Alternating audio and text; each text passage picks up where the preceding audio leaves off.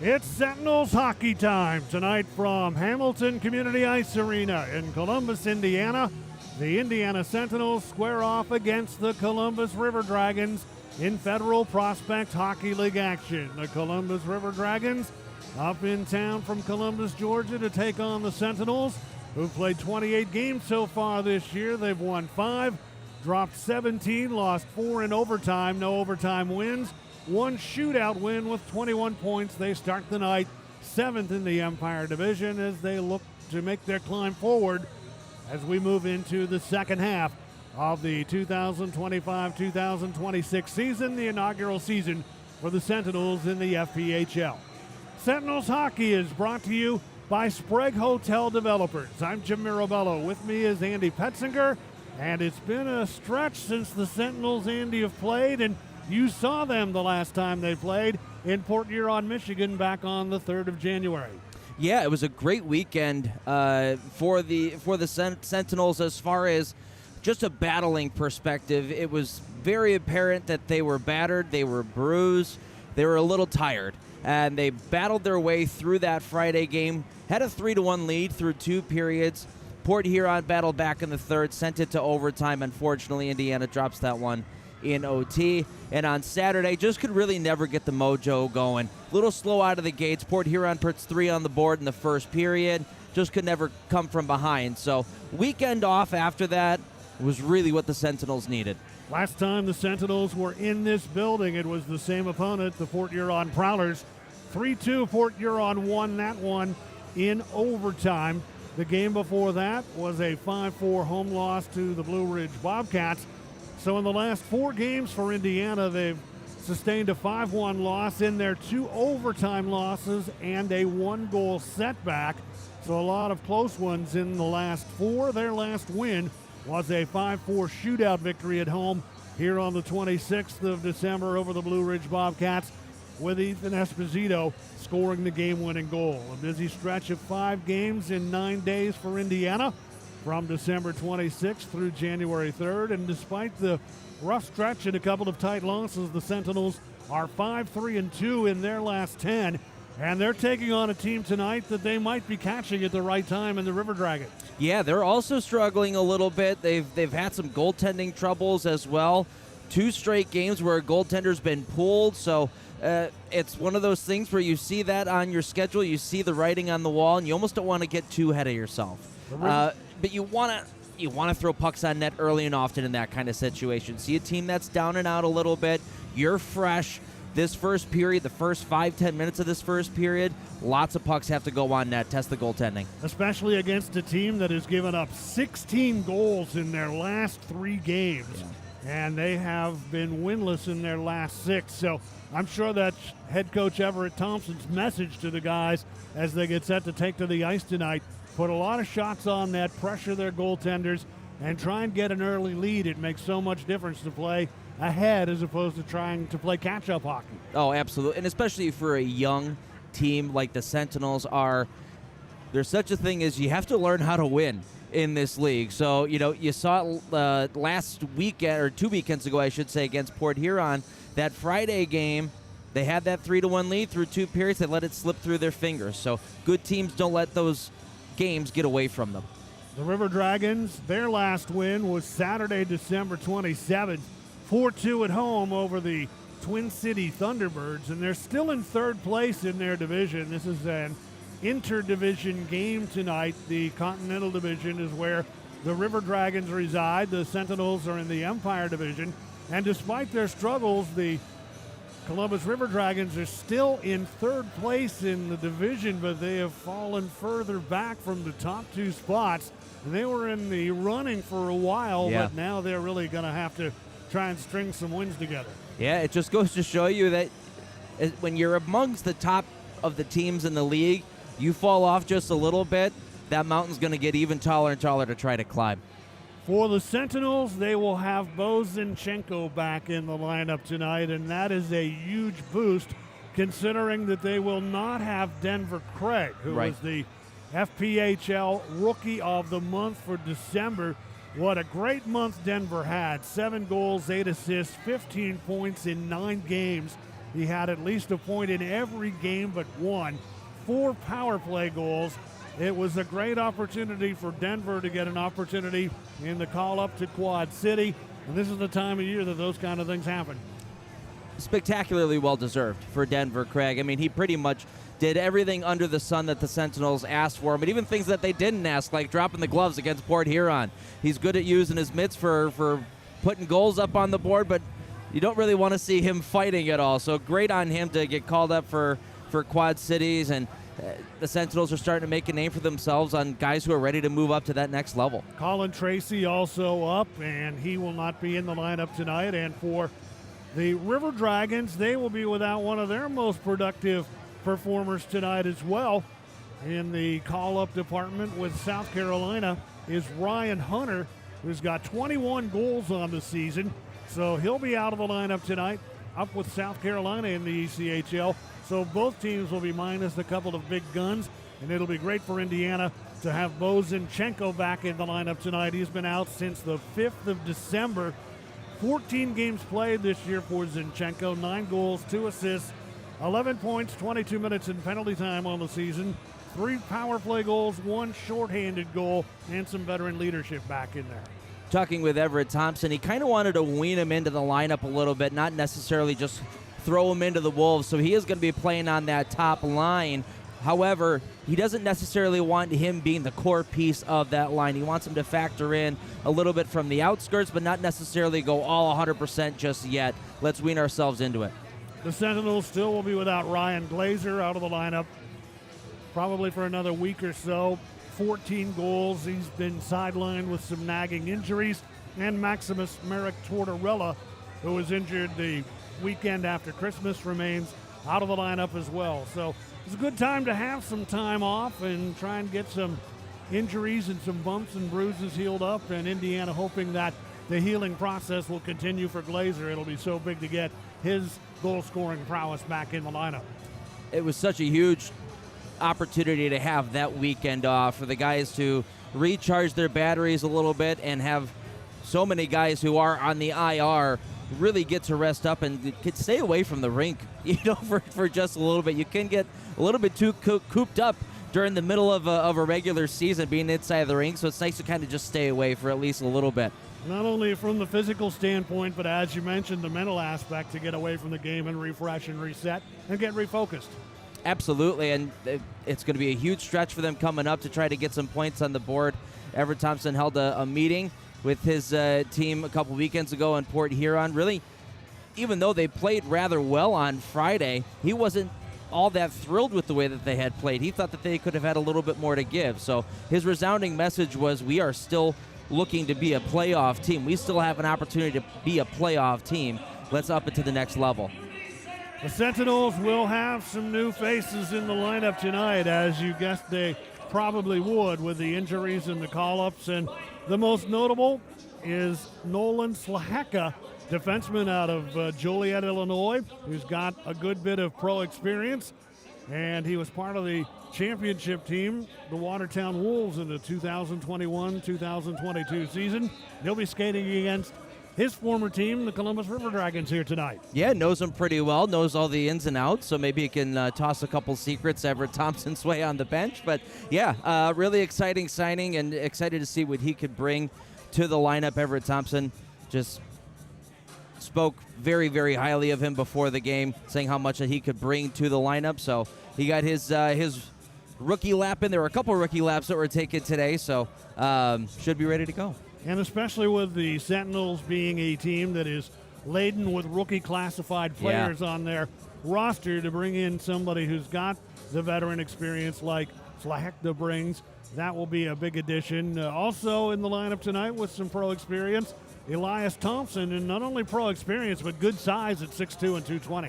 I got to see Elias Thompson a little bit last year in my time with Baton Rouge, and you stand next to him, and it's almost like you're looking at the mountain from Game of Thrones. I mean, he is just a towering individual. So he is certainly somebody that you don't want to cross, and brings a little bit of physicality to the lineup. He had been playing with Athens this year, 6 games with them, 1 goal, 1 assist. 7 minutes in penalty time. He was with Baton Rouge in the 24-25 season. and also the 23-24 season. Spent some time with Motor City and Delaware in the past. His Federal Prospects Hockey League totals 119 games played, 341 minutes in penalty time. There you go. He will bring an edge and some toughness to this Sentinels team tonight. So anytime you get new faces in the lineup, and not only the two that we mentioned, but also some young players who are getting their first tastes of pro hockey, Dylan Infantino, Colby Walters, and Matthew Castillo in the lineup tonight for Indiana. Yeah, it'll be nice to, like you said, have some veteran guys coming in with those guys who are really getting their very first taste of professional hockey. That first game, there's a couple nerves or some jitters. You want to get that out within the first shift or two. Always good to throw the body early and often in the hockey game, especially in your very first game. Get acclimated. Dylan Infantino does have some pro experience. He was playing with the Biloxi Icebreakers this year, 22 games played, 1 goal, 9 assists, 10 points, 34 minutes in penalty time. Saw some action with Watertown last year. Colby Walters, 6 foot, 170-pound forward, and he is out of Aurora, Illinois. Played collegiately with the state of New York Morrisville team in 2022 through 2026, so coming off his collegiate career to make his pro debut. And Matthew Castillo, a defenseman, 5'9", 190-pounder, out of Ozone Park, New York. He played collegiately as well with Massachusetts College of Liberal Arts and NCAA Division III school from 2023 through 2025. So it'll be a first taste of pro hockey for those young men here tonight. Everett Thompson must really like Morrisville State alumni, because not only is Walters a Morrisville State alumni, so is Jonas Elias and Ryan Glazer as well. So pulling a couple guys out of that program. And we'll see how they all blend together tonight for the Sentinels as they take on the River Dragons, who have played 29 games so far this season. They've won 12, lost 11, dropped 3 in overtime. They've got 2 overtime wins, 1 shootout win, 45 points, good for third place in the Continental Division.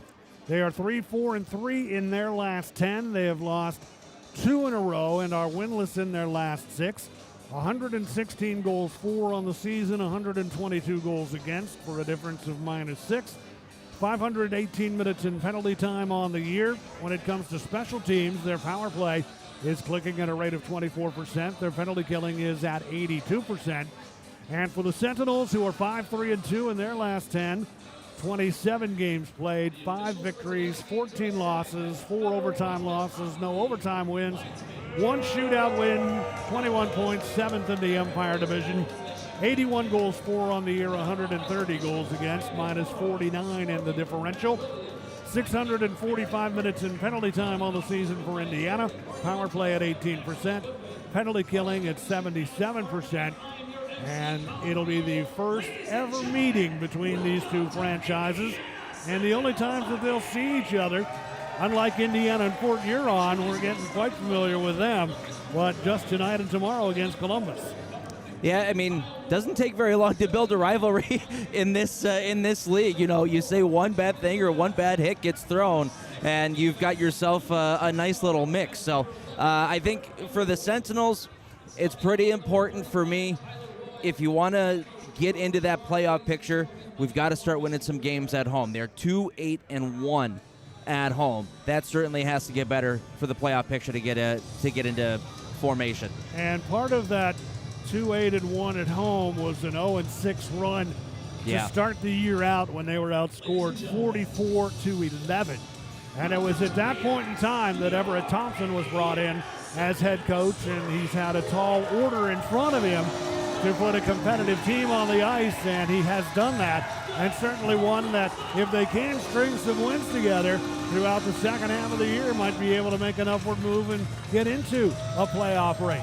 It's something that Everett Thompson is very familiar with. I mean, it was practically the same situation that he was gifted out in Baton Rouge. He came in, I believe, in late February, early March of the 23-24 season. That team really struggled. As soon as he came in, introduced a lot more structure to that program. He did the same thing here with the Sentinels, a lot more structure, and that's why you're starting to see a bit of an uptick as far as the wins come. And his opponent, as far as the coaching role goes tonight, is Oh, a man who's been around a long, long time. Jerome Bichard, 20th season coaching, 19th as a head coach, all of them with Columbus. He was with the Columbus franchise when they were known as the Cottonmouths in the Southern Pro Hockey League from 2004 through 2017. Columbus River Dragons after that, and he's a guy who knows the ins and outs and has been around a long, long time. Fans rise. We will have the playing of our national anthem and then the face-off in a moment here at the Hamilton Community Ice Arena.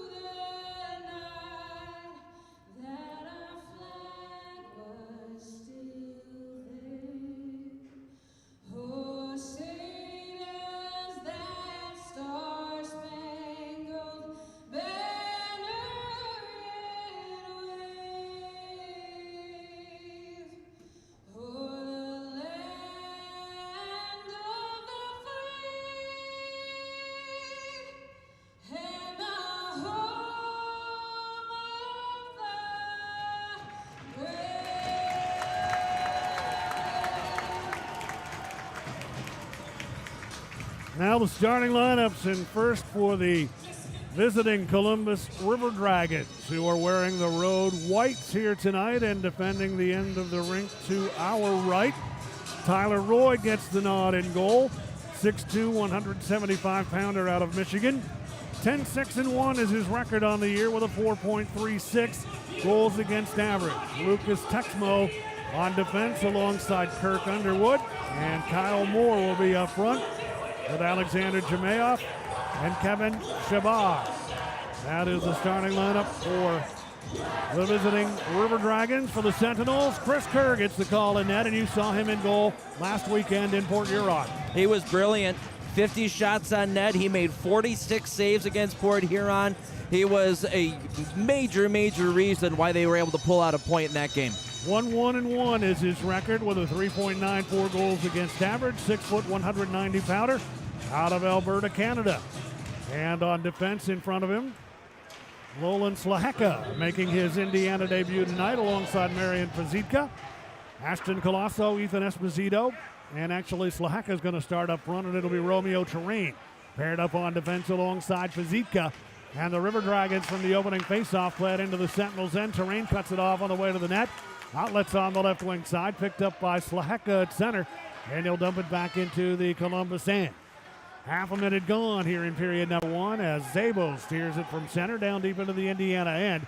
Pazitka back to get it. Forechecking pressure applied by the River Dragons. They try and work it free, but the puck is taken by Ashton Colosso. Good headman pass to Terrain over the line. Two men to beat. He comes in with a backhander, and the stop is made by Roy.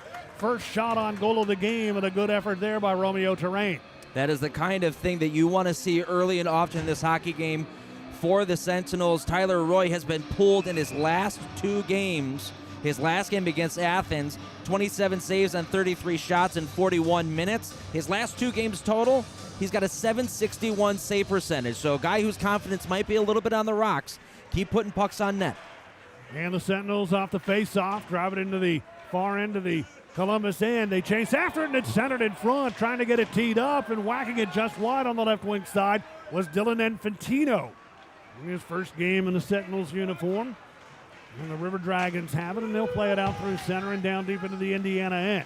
Buckling behind that Sentinels net.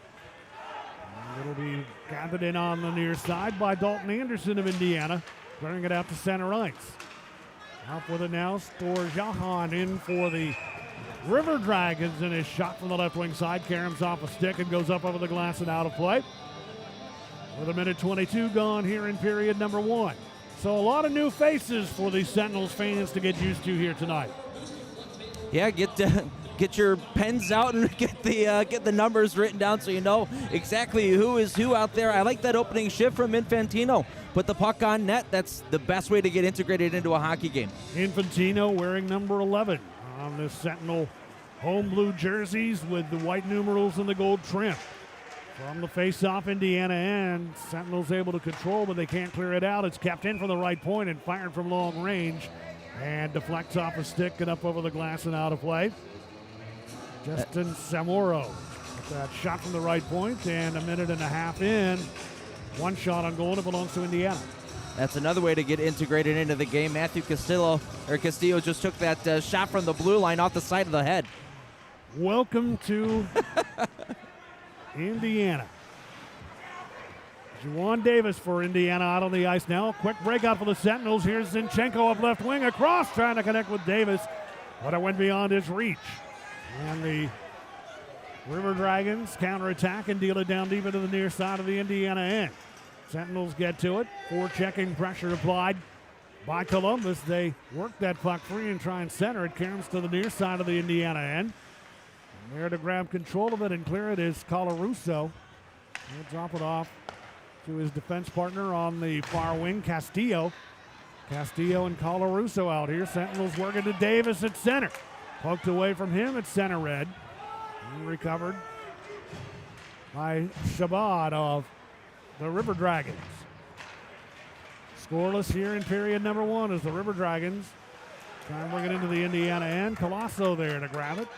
Sweeps it ahead at center ice. Zinchenko trying to connect on the left wing side, but unable to make that play happen with Esposito. And we've got a penalty coming up. It'll be our first call of the game as the tempers start to heat up in the near corner of the Columbus end.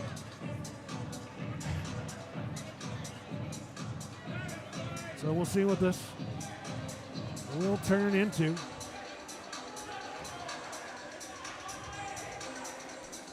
Might have just been an delayed offside call. I think that is the case. A delayed offside, no penalty, so teams remain in even strength. The Sentinels have control from the faceoff. Play it on the left wing side. Trying to get it in deep. Slahaka knocked away from him and back into Indiana territory, right in front of the Indiana bench. And as the River Dragons try and deal it ahead, it goes off the glass and out of play. Stopping the clock with 2 minutes and 59 seconds gone here in period number 1. First meeting ever between Indiana and Columbus here at the Hamilton Community Ice Arena. Same two teams tomorrow night. Face off in the right wing circle, Indiana territory. It'll be to the glove side of Chris Kerr. Getting the home start here tonight. And the puck played back to Texmo, left point, long shot. Caroms wide of the Indiana net. Esposito able to gather it in. Ethan Esposito, headman pass behind Colasso, but he's able to recover. Sweep it toward the front of the net and trying to gain control with Slahaka, but he got knocked down. And the River Dragons have possession of the puck. Columbus still without a shot on goal. Texmo through center up left wing into the Indiana end. Vladdy Pavlov back to knock the puck away from him, and Terrain takes over deep in his own territory. Outlet pass, almost a dangerous one in front of the net, but he got it through to Slahaka. Nolan Slahaka then dumping that puck into the River Dragons end, and he'll chase off here as the Sentinels get some fresh troops out. And out to center ice, Kobe Wickline for Columbus. Dumping it into the Indiana end. Wickline getting it himself from in front on goal. A little bit of a sloppy play there, but Kerr right with it. And able to deny Wickline. That is the first shot on goal for the River Dragons. And Kerr, whose name we've not had to call too much in the first 3:53, responds the first time he's tested. Two dangerous plays in the defensive zone by Indiana. going across the ice on the first opportunity, nearly got picked off by two Columbus players. Then the second one, thank goodness for Chris Kerr, he was ready to go. And Kerr had to come up with a stop again right from the faceoff on a shot by Alex Storjahan from the right wing side. Puck bouncing loose. Wynn trying to clear. He's hit and knocked down by Infantino. That draws a rise from this crowd. As Infantino on the defensive end, able to help break that up. And the puck taken in behind the Indiana net. Vladdy Pavlov. He's been around since almost the start of the year. Delivers a feed at center ice to Zinchenko. Ahead now, right side, Infantino. Off now to Juwan Davis, and his shot is stopped by Roy. And the River Dragons start back the other way. Barrow, left wing side of the Indiana end. Tyler Barrow unable to center, and the Sentinels get to it. They clear it ahead. Infantino chasing after a loose puck on the right wing side. First one there, though, is Mike Wynn. Off Columbus to clear it out to center with 15:10 to go here in period number one. Zinchenko up with it at center. Cross ice feed to Davis on right wing through the right circle. Had it knocked away as he was challenged on the near side by Mike Wynn. And the River Dragons play it out to center. Sentinels knock it away there. And they'll regroup. Richie Colarusso in his own end. Matched up with Matthew Castillo, another new face in the lineup for Indiana. Puck played on the left wing side, Zinchenko. Leaving it to a trailer, and that's Jonas Lias of Indiana. Lias cuts it in behind the net. Steers it to the right wing side. Tuxmo over there challenging him. Esposito after the puck in behind the net. And it rolls loose, right wing Terrain pinching in. Romeo Terrain battling. Zinchenko as well. Zinchenko working that puck along the boards and behind the net, fighting off a check. Great effort by Zinchenko, double team now. And the Sentinels try and center, but the River Dragons intercept, and it'll be played through center by Texmo into the Indiana end. Texmo down the left wing side, hustling back. Pazitka take the puck away from him. And Pazitka lifts it out to center ice. Shots on goal, even at 2 apiece. 13:53 remaining here in period number one. 0-0 between Indiana and the Columbus River Dragons. Anderson now for the Sentinels, taps it out to center ice. Taken there by the team captain of the River Dragons, Kirk Underwood, and he'll wheel it in even behind the Indiana net. Terrain has it. Challenged on the forecheck by Alexander Jemayev. Terrain handing the puck to Marian Pazitka, looking for an open man. Finds one on the left wing side. And that is Slaka for Indiana, and he'll dump it down deep into the Columbus end. 13:13 to go here in period number one. Indiana nothing, Columbus nothing. Here at the Hamilton Community Ice Arena.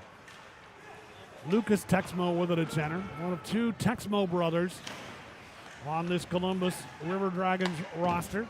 And Lucas Texmo snaps it in behind the Indiana net. It comes off the boards on the right wing side. For Jahan after it. Put it toward the front of the net, and Kerr right there to glove it and hold on. Got that paw down there, and he'll stop play with 12:29 remaining here in period number one. Shots now 3-2. Edge to the River Dragons in this 0-0 game. That was a good stop there from Chris Kerr. A couple options that he could have had, or Wickline could have had there coming out from in behind the net. He had Sabat back door, but he was well covered. Nice job there by Panavanov to tie up Kevin Sabat and giving him really no other option except to try to turn and sneak that one in short side. Kerr doing a nice job hugging the post. Ivan Panavanov, good presence out there defensively for Indiana. 6'1", 198-pounder, Russian native. Pro status on the roster for Indiana. And Panavanov has played in 13 games so far this year for the Sentinels. And a good stabilizing force for Indiana on defense. Saw a couple of shifts ago, the Zinchenko line doing a really nice job keeping pressure inside the Columbus River Dragon zone. Not so much just keeping pressure, but keeping them deep in their own end. And when the puck wrapped around the wall, the defense activated from up top and pinched in to try to keep the play alive. That's where you're going to start to see the Sentinels really starting to rev up the engines offensively. When you start to see the D activating and getting into the offensive zone, they're going to start creating more chances. They just got to be careful, though, making sure if a defenseman's going to pinch in, got to have a forward back up top to cover him. Juwan Davis, Jonas Lias for Indiana. Up front with Bozinchenko. Panovanov and Pavlov on defense. Face off will be to the stick side of Chris Kerr. Jonas Lias on the draw against Tyler Barrow. In the left wing circle, players cheat into the circle and the whistle blows, and they'll put the line up. And Lias waved out of the face-off circle. Juwan Davis in now to take the draw. Davis able to free it up. Panovanov or Pavlov tries to clear, kept in by Wynn. Played to the left of the net for a shot snapped wide of the goal by Alex Storjahan. A little loose puck in behind the Indiana net. Pavlov gets to it. Almost a dangerous move in front of the net, but fed it through to Davis. Right wing across the line. Rolls it in deep, chases after it himself in the right wing corner. Juwan Davis for Indiana. 5'9", 175-pounder, looking for his first goal in an Indiana uniform. The River Dragons able to clear. Up with it, left wing Zinchenko. Good move, rich shot on net from the top of the left circle. And out to challenge the angle and make the stop as Roy hangs on to it. Some good crafty moves and some skills displayed by Bozinchenko. I like that shot selection there. He didn't just throw it on net. He curled that puck in a little bit closer towards him just to change the angle on the goaltender there at the last second. Maybe get him a little bit off balance, a little out of sync, and a good stop required by Roy. Dylan Infantino on the face-off. Roy's stick side. And the River Dragons control. They'll clear to center. Colarusso knocks it down there, steers it back into the Columbus end. River Dragons play it out to center ice. Scooped up by Castillo, and he'll dump it into Columbus territory. Sentinels after it on the left wing side, trying to get toward the front of the net, but being pulled down on the left wing side. No call made. That was Cruz of Indiana. Tucker Cruz on the left wing side. Relative newcomer to this Indiana team.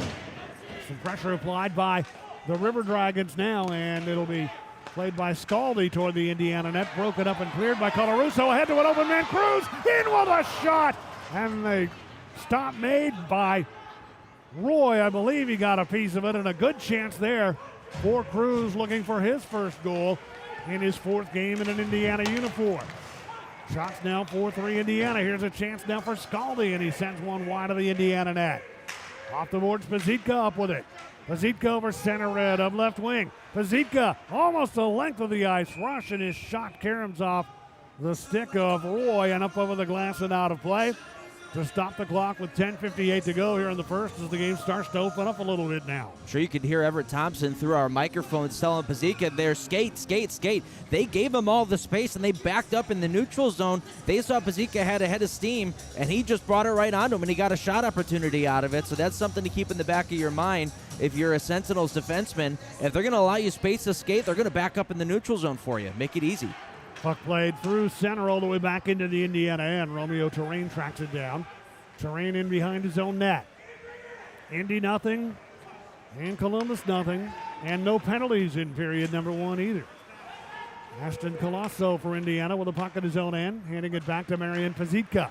Outlet at center beyond the reach of Nolan Slaheka, and it'll come all the way down deep for an icing call into the Columbus River Dragons end, and they'll march it back into Indiana territory here for the face-off with 10:33 remaining in period number one. Shots on goal, all even at 4 apiece.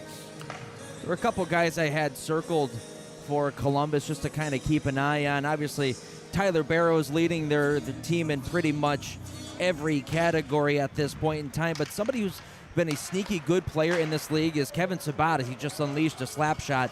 He had a really good start to the season, has cooled off here in the last little bit, but if he gets hot, he's somebody that can really rev the engines. Sabat's shot blocked on the way to the net, and the Sentinels come up with it. Romeo Terrain in his own territory. Drops it off to Marian Pazitka in behind his own net. Moving it back to Terrain, still deep in his own end. Feeds it on the left wing side, Colosso, unable to clear the zone. The River Dragons knock it away, and they get it toward the front of the net. It's off the stick of Lucas Texmo. He settles it back down, though, wheels it toward the goal, and that's well wide of the net on the glove side of Kerr. And the puck played out to center ice. The River Dragons after it there. Good work by Esposito to knock it away. But recovering is Kevin Zabad off Columbus, handing it now to Alex Storjahan. at center ice. Got a man open wide on the left wing side coming in. Barrow shooting, and Kerr stops him in the rebound. Poked by Panovanov away from the front of the net area. Davis then slides it out to center ice off the stick of Zinchenko. And with 9:23 to go in the period, the River Dragons cleared back into Indiana territory. Panovanov trying to play it out. Unable to do so. Comes right in front of the net. A great chance for Storjahan, and he sent it wide of the Indiana goal. Alex Storjahan, one of the most surprised men in the building as the puck came to him. And he fired it wide of the net, and the Sentinels get a bit of a break there as he did, as he was all alone in front. Picked up now by Wynn at center ice. Mike Wynn deals it right back down deep into the Indiana end. Panovanov in behind his own net. Delivering to Zinchenko over in front of the Indiana bench area. Zinchenko in a battle over to assist and clear that puck. Infantino out to center. With 8:43 to go in period number one. And here come the River Dragons now with a chance in front, and a good effort by Vladdy Pavlov of Indiana to tie up Alex Storjahan in front, prevent him from getting a good shot off. Puck free along the far side, and the Sentinels see it roll out to center ice to take some pressure off. And the River Dragons with it. Mike Wynn in his own territory. Infantino slowing him down. Wynn retreating back into his own end. Wheels it back to Lucas Texmo. His outlet pass stolen by Infantino. Walks down the slot, shoots, it's blocked. And then caroms wide of the net. Is coasting in around that net area was Colby Walters. Sentinels with it again, and Colaruso's shot. And the stop is made by Roy, and he hangs on. But great work by this line to create a couple of scoring chances. We're 12 minutes into this first period, and Infantino has already made an impact in this hockey game. A couple of shifts already where he's been in perfect position to intercept a pass like you saw just there, get a shot on net, and putting the puck on net is always a good idea. You saw it just right there. He threw it on net. It didn't get to the net, but it took a couple crazy bounces, and that thing had to be maybe 6 inches outside the far post. So always a good idea to throw the puck on net. And you are starting to see the good come with the bad of the new guys coming into a roster on such a quick turnaround. You see the good things like that, injecting some energy into the lineup. But you also have some things like we've seen in the defensive zone a little bit where guys aren't necessarily aware of what the systems are at this point in time. A little bit of confusion, which has created a couple of chances in the River Dragon zone. So as long as everybody's communicating out there, which is the main thing right now, is make sure that you're talking and that your teammates know what's going on. That way everybody's in the same in the right headspace. And it takes a little while to get to know those teammates' voices out there too, and right. That's a part of things that sometimes people underestimate. You don't want to trick somebody on the River Dragon saying drop, drop, drop, and you think it's somebody who's on your squad. So yeah, that's a great point as well, making sure that you know who's who out here. Face off as we return to play off the media timeout. We'll be in deep in the right wing circle of the River Dragons end. It'll be to the glove side of Tyler Roy. Ethan Esposito is out here for Indiana. Big moment for him in the Indiana victory 5-4 shootout at home the day after Christmas. Over the Blue Ridge Bobcats, he scored the game winner in the shootout that night. And the River Dragons gain control from the face-off in their own end into Indiana territory. Nice effort by Pavlov to break that play up. Veteran defenseman out for Indiana right now. Sentinels trying to get it to Esposito on the right wing side. He does have it, feeds it to an open man down the left wing side, unable to dance his way through to the net though. And here come the River Dragons, dumping it right back down deep into Indiana territory. Slahepka trying to take that pass, but unable to do so. The Sentinels would have had a chance there, and here's Pavlov with it in behind his own net. Steps to the right of the goal. Pavlov, outlet pass on the right wing side, went off Slahepka's stick at center. And that'll enable the River Dragons' Ryan Galvin to take it and dump it into Indiana territory. Panovanov with it.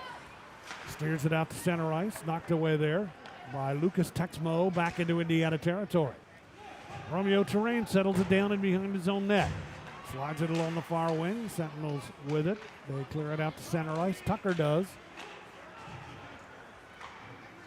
And the River Dragons from their own end will work it back the other way. Jemayeff at center trying to play it in deep. Terrain breaks it up.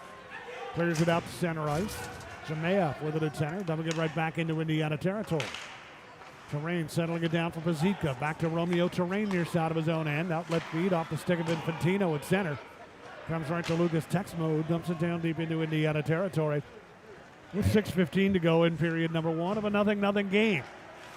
No goals, no penalties so far here in this first period at Hamilton Community Ice Arena. Here the opportunity for the River Dragons, and they set up an open man, Wickline, who fired it high and wide of the Indiana net as he came in alone. And then Wickline all by himself in front, denied by Kerr. Wickline's going to be shaking his head now, but he cashes in as they put it back on net, and Wickline, third time's a charm, able to deflect it home and give the River Dragons a 1-0 lead. Too many failed clearing attempts in that shift for the Sentinels. The forecheck for Columbus was absolutely relentless, forcing a couple of turnovers. That last opportunity, a wide open net for Wickline, and I'm not sure if Kerr got a toe on it or not, but Wickline, you saw it. He threw his head back on how on earth did that not go in. Ends up going back out to the point, and a shot on net. Believe it just happened to hit Wickline on its way through, which gives the River Dragons the 1-0 lead. So Wickline able to get the goal, and that'll be his third of the season. And the all-important first goal of the game belongs to the River Dragons, and we'll see if the Sentinels can battle back here. 5:35 remaining in period number one. Sentinels Davis with it on the left wing side. Tried to feed to the right point to Colarusso, but intercepting is Tyler Barrow. And they're offside as Barrow tries to work his way into the Indiana end. To stop play with 5:26 remaining in period number one. 7-6 are the shots on goal now in favor of the River Dragons. Josh Colton and Alex Storjahan assisting on the goal. Wickline, his third of the season from Colton, and Storjahan, even strength at 14:07. And it was the third chance that Wickline had, but he was able to finish the play. He had a wide open net, and I think Kerr did get back across just in the nick of time to stop him, and then he was there in front of the net to deflect home the shot from the right wing side by Colton to give the River Dragons a 1-0 lead. Here's Colosso for Indiana at center ice.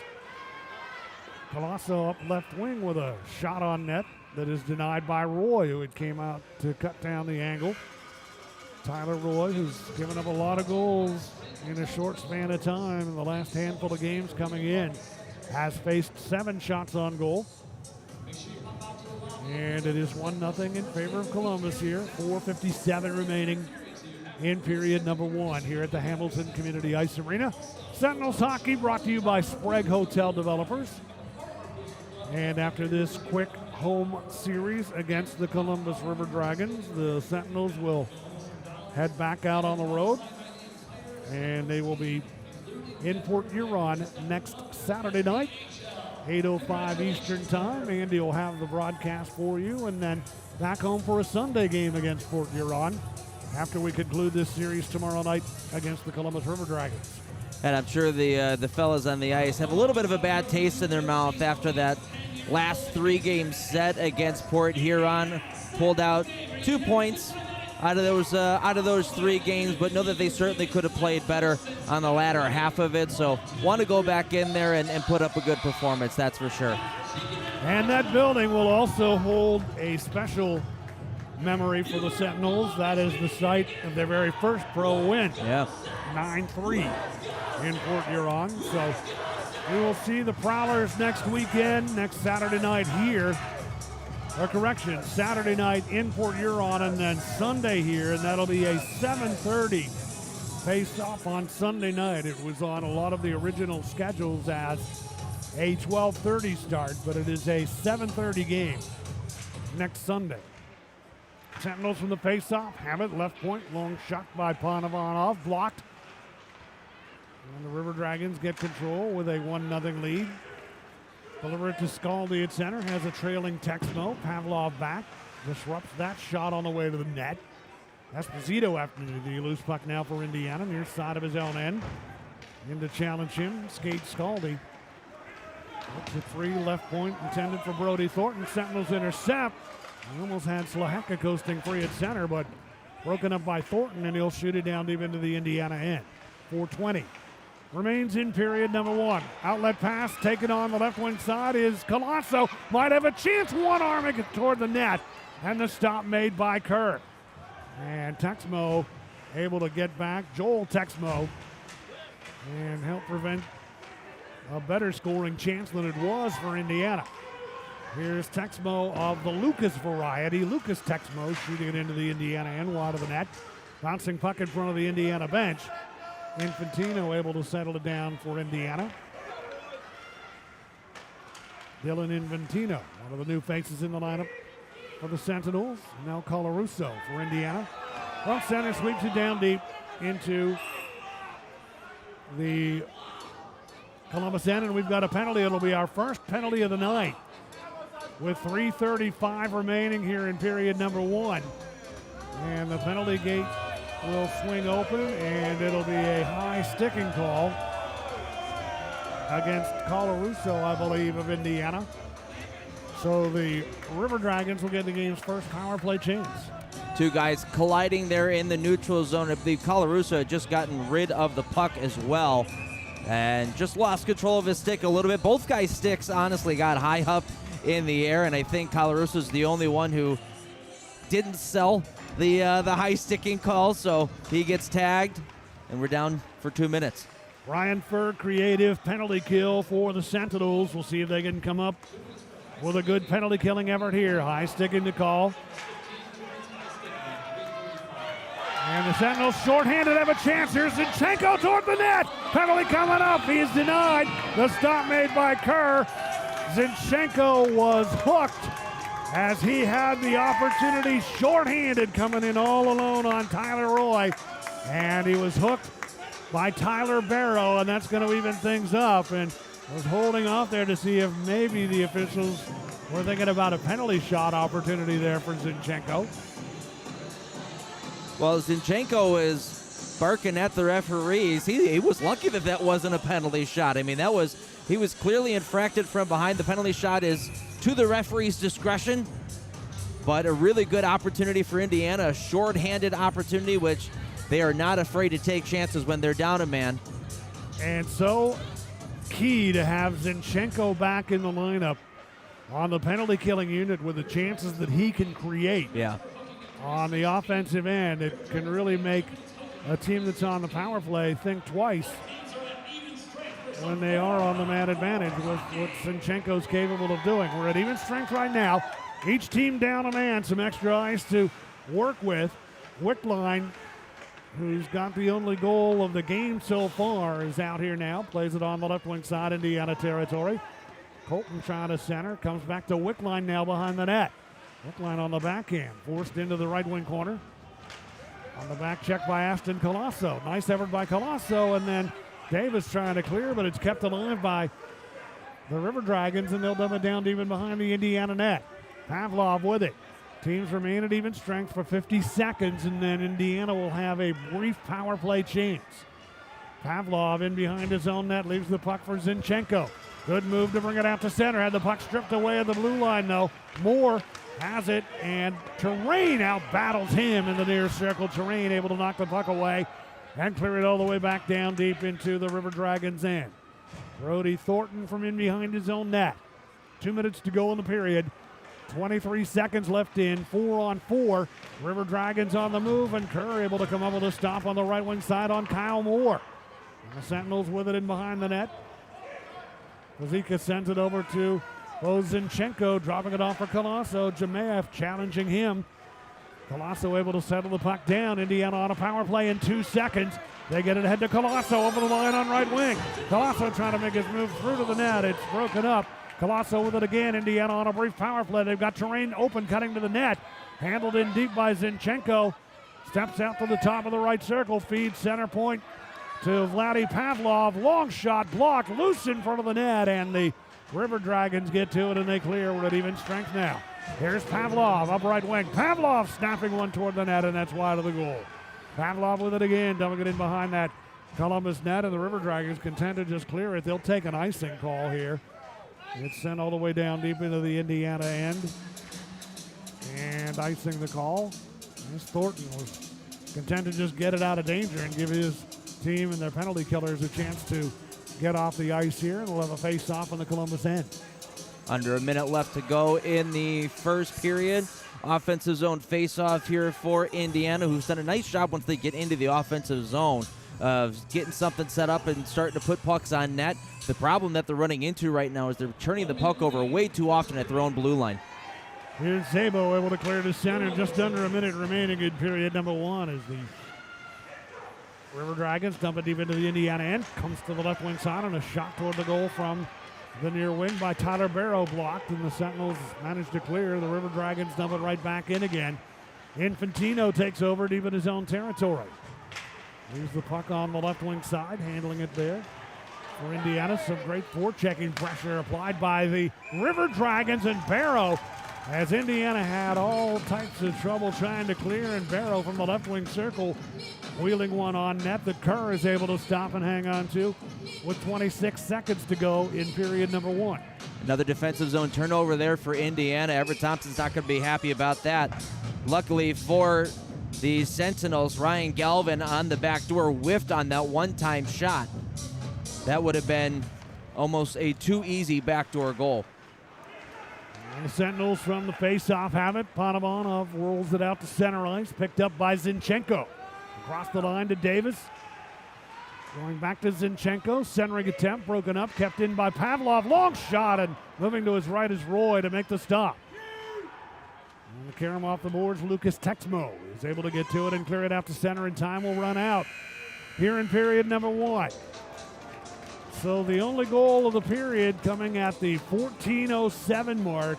A redirect from in front of the net by Cody Wickline for his third of the year. Josh Colton assisting, Alex Storjahan as well. Even strength goal, and a 1-0 Columbus River Dragons lead after 20 minutes. Each team had one power play chance. It was of the abbreviated variety, and abbreviated because of the great effort by Bo Zinchenko of Indiana, who created the chance shorthanded, coming in alone, was hooked. Potentially could have been a penalty shot. Certainly a judgment call on the part of the officials if they feel he was clear and unimpeded on the way to the net. But instead of the penalty shot, a hooking call was handed out, and that put the two teams at even strength and set the table for a short power play for Indiana that the River Dragons were able to kill off. And both teams have had some chances. The play's been sluggish at times here in period number one, but the Sentinels down 1-0 after 20 minutes. Yeah, not a bad period. I mean, maybe a little bit of rust for Indiana after a weekend off. And once again, a large number of players, either their first game back after a long time off or first game with this team. So a little bit of clunkiness there on the Indiana side. But once again, coming out of the defensive zone, they have to be a lot better at not turning the puck over at the blue line. We saw Pazika coming through the neutral zone there. All he had to do was skate that puck out from behind his own net, and it backstepped the River Dragons through the neutral zone, and he got a shot on net. So something to do your homework on for the Sentinels in the intermission is maybe not making so many passes trying to get out of your own zone, maybe just trying to push them back, skating forward. Simplify things. Yeah. Try and take advantage of the skill that you have on the offensive end with some playmakers like Bo Zinchenko, and I think the Sentinels are going to get a good offensive effort out of Dylan Infantino, who's shown some prowess offensively here after one period in a brand new uniform. Arguably the best Sentinel on the ice from an offensive perspective. Really pushing the pace inside the offensive zone, creating turnovers, causing havoc. So really nice addition through 20 minutes of play. FPHL out-of-town scoreboard. We had one game last night. The Monroe Moccasins beat the Biloxi Breakers 9-3 was the final. And tonight, the Binghamton Black Bears are at home 3-0. They're on top over Watertown. And what a year Binghamton is having. Two-time defending champions look almost unstoppable. Yeah, they've been spectacular. They, a couple of weekends ago, played Watertown, and Watertown actually took them down in regulation. You take a look at the game sheet. Binghamton, I think, had only dressed about 13 or 14 players in that hockey game, and still only lost by 1. So that just goes to show the firepower coming out of Binghamton. Also tonight, the Danbury Hat-Tricks are on the road at McMorran Arena against the Fort Huron Prowlers. 1-0 in the first in favor of Danbury. The PD Ice Cats hosting the Athens Rock Lobsters tonight. That is 1-0 in the first period. The Tri-City game tonight a little bit later, and starting the Twin City Thunderbirds on the road against the Blue Ridge Bobcats in Blue Ridge tonight. And the Monroe Moccasins leading, or rather tied with the Biloxi Breakers 1-1 after 1 period. And that is the latest on the FPHL out-of-town scoreboard. Here it is a 1-0 game. The Columbus River Dragons winless in their last 6, trying to snap out of the rut that they're in. The Sentinels, who are in their last 10 games, 5-3-2, trying to get back on the winning track after a 4-game winless skid that includes some very tight losses. Yeah, and you're starting to get to the point for the Sentinels now where you've tasted what it felt like to really get on a good roll there in December. They had a really good month and now have really struggled a little bit out of the gates in January. So the close losses aren't necessarily those moral victories anymore. Those are the ones that you want to sit back and go, you know what, we should have had that one. We need to be better the next time out. Those close losses certainly gave you some optimism when you compared that to the way things went in the first 6 games, but moral victories only go so far, and they can help inspire some confidence, which they did, and it was needed at that time. But the results starting to come together, and the Sentinels right now 5-3-2 in their last 10, in 7th place in the division. But certainly with a half a season left, if they are capable of stringing some wins together and potentially catching a couple of teams ahead of them and getting into that playoff chase. And a lot of important games as well. I mean, a number against teams like Port Huron, teams like Topeka, who have turned into a rivalry in the short birth of the Indiana Sentinels. Those are 2 teams that are circled on everybody's calendar in that locker room. 1-0 in favor of the Columbus River Dragons between periods 1 and 2, and we will be along with second period action in just a bit from the Hamilton Community Ice Arena in Columbus, Indiana. This is Sentinels Hockey, brought to you by Sprague Hotel Developers. The score between periods 1 and 2 is the Columbus River Dragons out of Columbus, Georgia 1, the Indiana Sentinels 0, and this is Indiana Sentinels Hockey.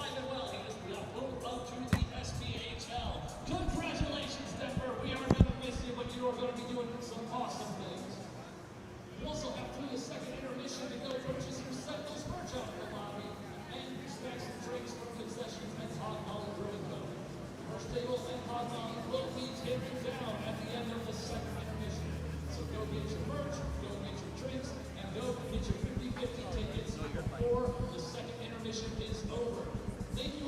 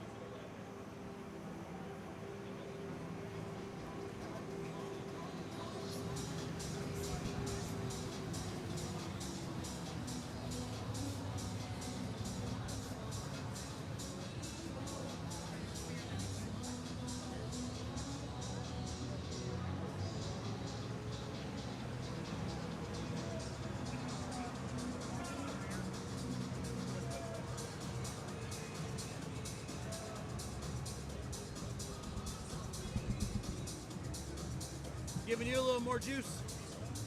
Sounds good though. You guys good? Yeah, we're good.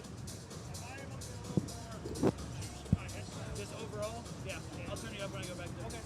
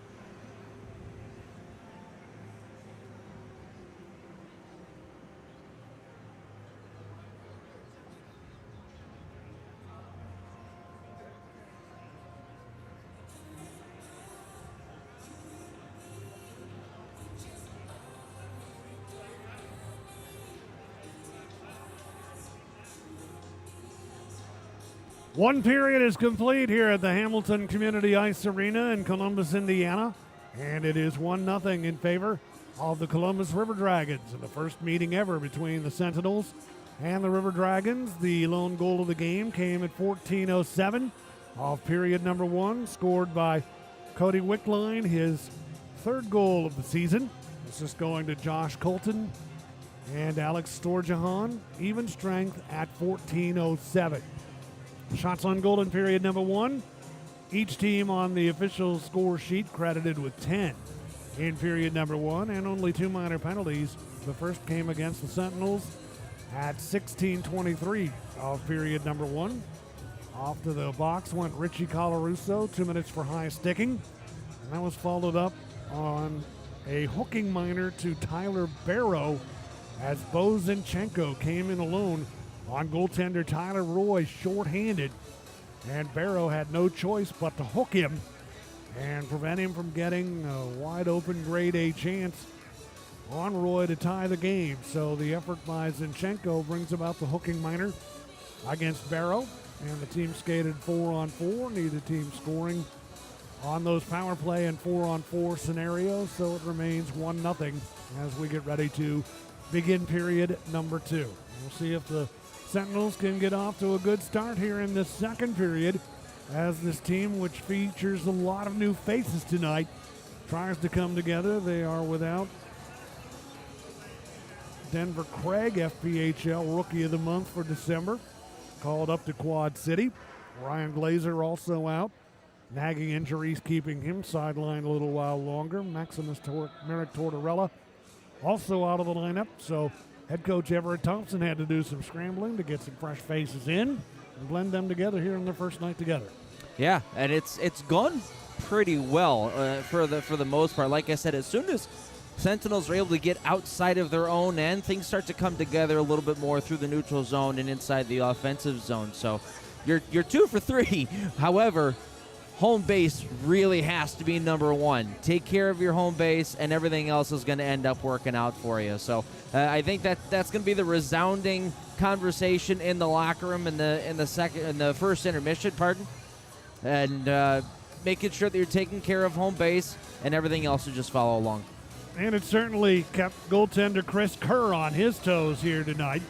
John Werber has seen the bulk of the action in net for the Sentinels after Coach Everett Thompson had pretty much settled in on Werber and Kerr as his goaltending tandem. But Kerr gets the opportunity here tonight in this first of a 2-game set against the Columbus River Dragons, and he's had to make some big saves in period number 1. Yeah, when you're hot, you're hot.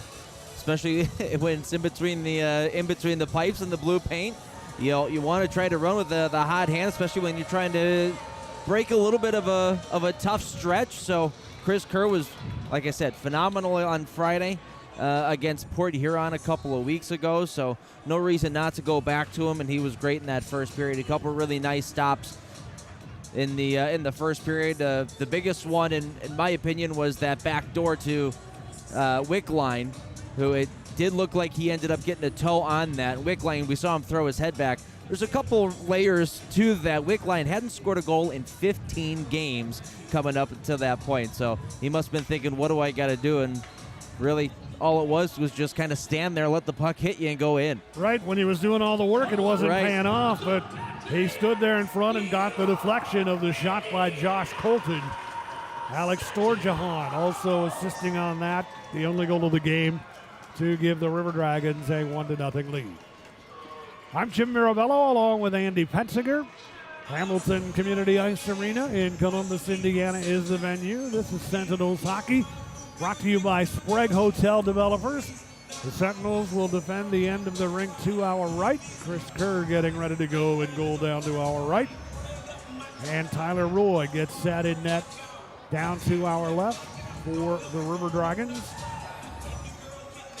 29 games played for them, 12 wins, 11 losses, 3 overtime losses, 2 overtime wins, 1 shootout win. 45 points. They're hanging in third place in the Continental Division, winless in their last 6. Sentinels trying to make the upward climb in the Empire Division. 5-3-2 in their last 10. And we'll see if they can get off to a good start here in this second period. Ethan Esposito is out on the right wing side for Indiana. Ashton Colosso at center. And Nolan Slahaka on the left wing side. Slahaka in his Sentinels debut tonight. Romeo Terrain, Marian Fazitka on defense. Kyle Moore out here on the right wing side to start for the River Dragons. Alexander Jemayev up front. And over on the left wing side to complete this line, Kevin Shabbat. To start period 2 as the puck's played deep into the Indiana end. Sentinels get control, long feed at center, tapped ahead by Esposito. Tried to step around Lucas Texmo on the right wing side, but Texmo able to knock the puck away. And the River Dragons have it. Puck played to center, picked up by Jemayev, Indiana end, drop past Moore, shooting. Stick down is Kerr to make the stop. And he'll reach down with a glove to cover it up. 28 seconds into period number 2 for our first play stoppage and a face-off in the Indiana end. Sneaky little shot there from Moore. He held on to that for an extra half second or so just to make sure that there was a little bit of traffic in front of the net, make life a little more difficult for Kerr, who had to track that through a couple different legs. He's able to make the save and cover. Face off to Kerr's glove side, right wing circle, Indiana territory. One off the draw by the Sentinels. And it comes to Pavlov, feeding Juwan Davis, right wing. Tries to connect that center ice with Jonas Lias. It's beyond his reach. Lias hustling in after it in the right wing corner. Davis in there also. Good work by Lias and Davis up front. Davis from the right wing corner trying to center one. He had Zinchenko in front, but couldn't get it through to him. And the puck cleared by the River Dragons to center. Davis at center to Lias. 4 men back for Columbus, so Lias wanting a line change, just dumps it down deep into the near corner of the River Dragons end. River Dragons up with it through center ice. Jemayev dumps it in deep into the right wing corner, Indiana territory. Puck off the boards, a centering attempt by Moore. Sentinels break it up. Davis up with the puck, tried to slant it through to Zinchenko at center, but it's broken up at center ice by Moore. And the River Dragons on the attack, and Kerr able to make a big stop as motoring down the left wing side. Alexander Jemayev winding up with a big slap shot for the left wing circle. And Kerr is tested a couple of times early here in period number 2. Alexander Jemayev, who was also out for an extended period of time. He was out from October the 11th to December the 19th, so quite a long time without being on the ice. Still trying to get his feet wet underneath him. And Jemayev, one of a number of players that brings quite a bit of experience to this River Dragons team as they put it toward the front of the Indiana net from the face-off. Sentinels get control, cleared by Colarusso out to center, grabbed in stride, brought across the line by Anderson. His shot, and Colton back, able to block it on the way to the net. It goes off Colton's stick and up over the glass and out of play. And that'll bring about a face-off in the left wing circle now of the River Dragons end. With 1 minute and 45 seconds gone here in period number 2. Dalton Anderson remains out here for Indiana. Colby Walters on the left wing side. Walters is a new face in the Indiana lineup. So is Dylan Infantino, and he'll take the face-off against Alex Storjahan. The Sentinels off the draw. Battle for it in the left wing corner. Walters trying to free it up. Walters good work it loose, but the River Dragons get possession. Long outlet pass at center ice. Off Storjahan's stick. Recovering, though, for the River Dragons is Mike Wynn. Delivers back into his own end to Tyler Barrow. He's got some good speed and skills through center. Barrow up left wing. Barrow's put up some great numbers. Drops it off right wing circle for a shot that's sent wide of the net by Wickline, who broke his stick in the process. He'll have to head to the bench now. And the River Dragons Barrow up with it at center. Upended by Infantino. And a good job there by Infantino to prevent him from penetrating the offensive end. One of the River Dragons is shaken up away from the play, and as they get possession of the puck now, the whistle will blow. No arm up on the play at all, so no penalties being called. Must have been an inadvertent hit, and or he might have just gone face down onto the ice there. Kind of toppled over the top of one of the Indiana Sentinels. So Tyler Barrow not thrilled on the bench, but we stay 5-on-5. And it was a good effort by Dylan Infantino. Good hip check right at the blue line. And a clean hit, and he may have caught Barrow off stride. Barrow on the bench right now. Barrow among the team leaders for the River Dragons. Tops in assists with 35 and in points with 37. On the bench right now. The Sentinels start out of their own end. Terrain able to play it to Zinchenko. Over to the right side now to Juwan Davis from a tight angle on the right wing. A long shot stopped and held on to by Tyler Roy. And that'll stop play now with 17:02 to go here in period number 2. Zinchenko back in the lineup for Indiana. First time we've seen him in a Sentinels uniform since the 5th of December. Good setup there, too, from Zinchenko. Cross-ice pass right onto the tape for Davis. And I believe he had Romeo Terrain driving the net there. Nice little setup. Getting some net from presence as well. Zinchenko from the faceoff works it to the near side. Panovanov shooting from the near boards, blocked. And the River Dragons get possession of the puck. Out to center ice, Skate Scaldi to the Indiana line. That may be the best name in hockey, Skate Scaldi. And Skate is his given first name. That is not a nickname. Puck in deep in the right wing corner of the Indiana end, and the Sentinels come away with it. Outlet feed to Juwan Davis. Over now to Zinchenko up left wing. Feeding it back, intended for Panovanov, but he couldn't collect it. And the River Dragons start back on the attack from the left wing side. Cutting toward the slot is Galvin, and his shot blocked. And the Sentinels get control, and they'll clear it out to center ice. Bouncing puck at center. Colosso bumps into his own man Davis, and that'll enable the River Dragons to get to it. Down the right wing side, Brody Thornton, Indiana end. Thornton steps off the near boards with the puck. Got it to Moore into the high slot. Through a screen, shoots and scores. Long shot by Moore from just inside the blue line with a lot of traffic in front of the net of Kerr. And it is 2-0 now in favor of the River Dragons. You hit the nail right on the head there. 2 bodies in front there for Columbus. Going right to the front of the net. One of them a defenseman in Brody Thornton. And a nice shot from the blue line by Kyle Moore. Finds a way through the traffic. And if it didn't hit anybody, that's Moore's first goal in the last 6 games. So a couple of guys on the River Dragons just getting off the schneid. So Columbus on top 2-0 here. Early stages of period number 2.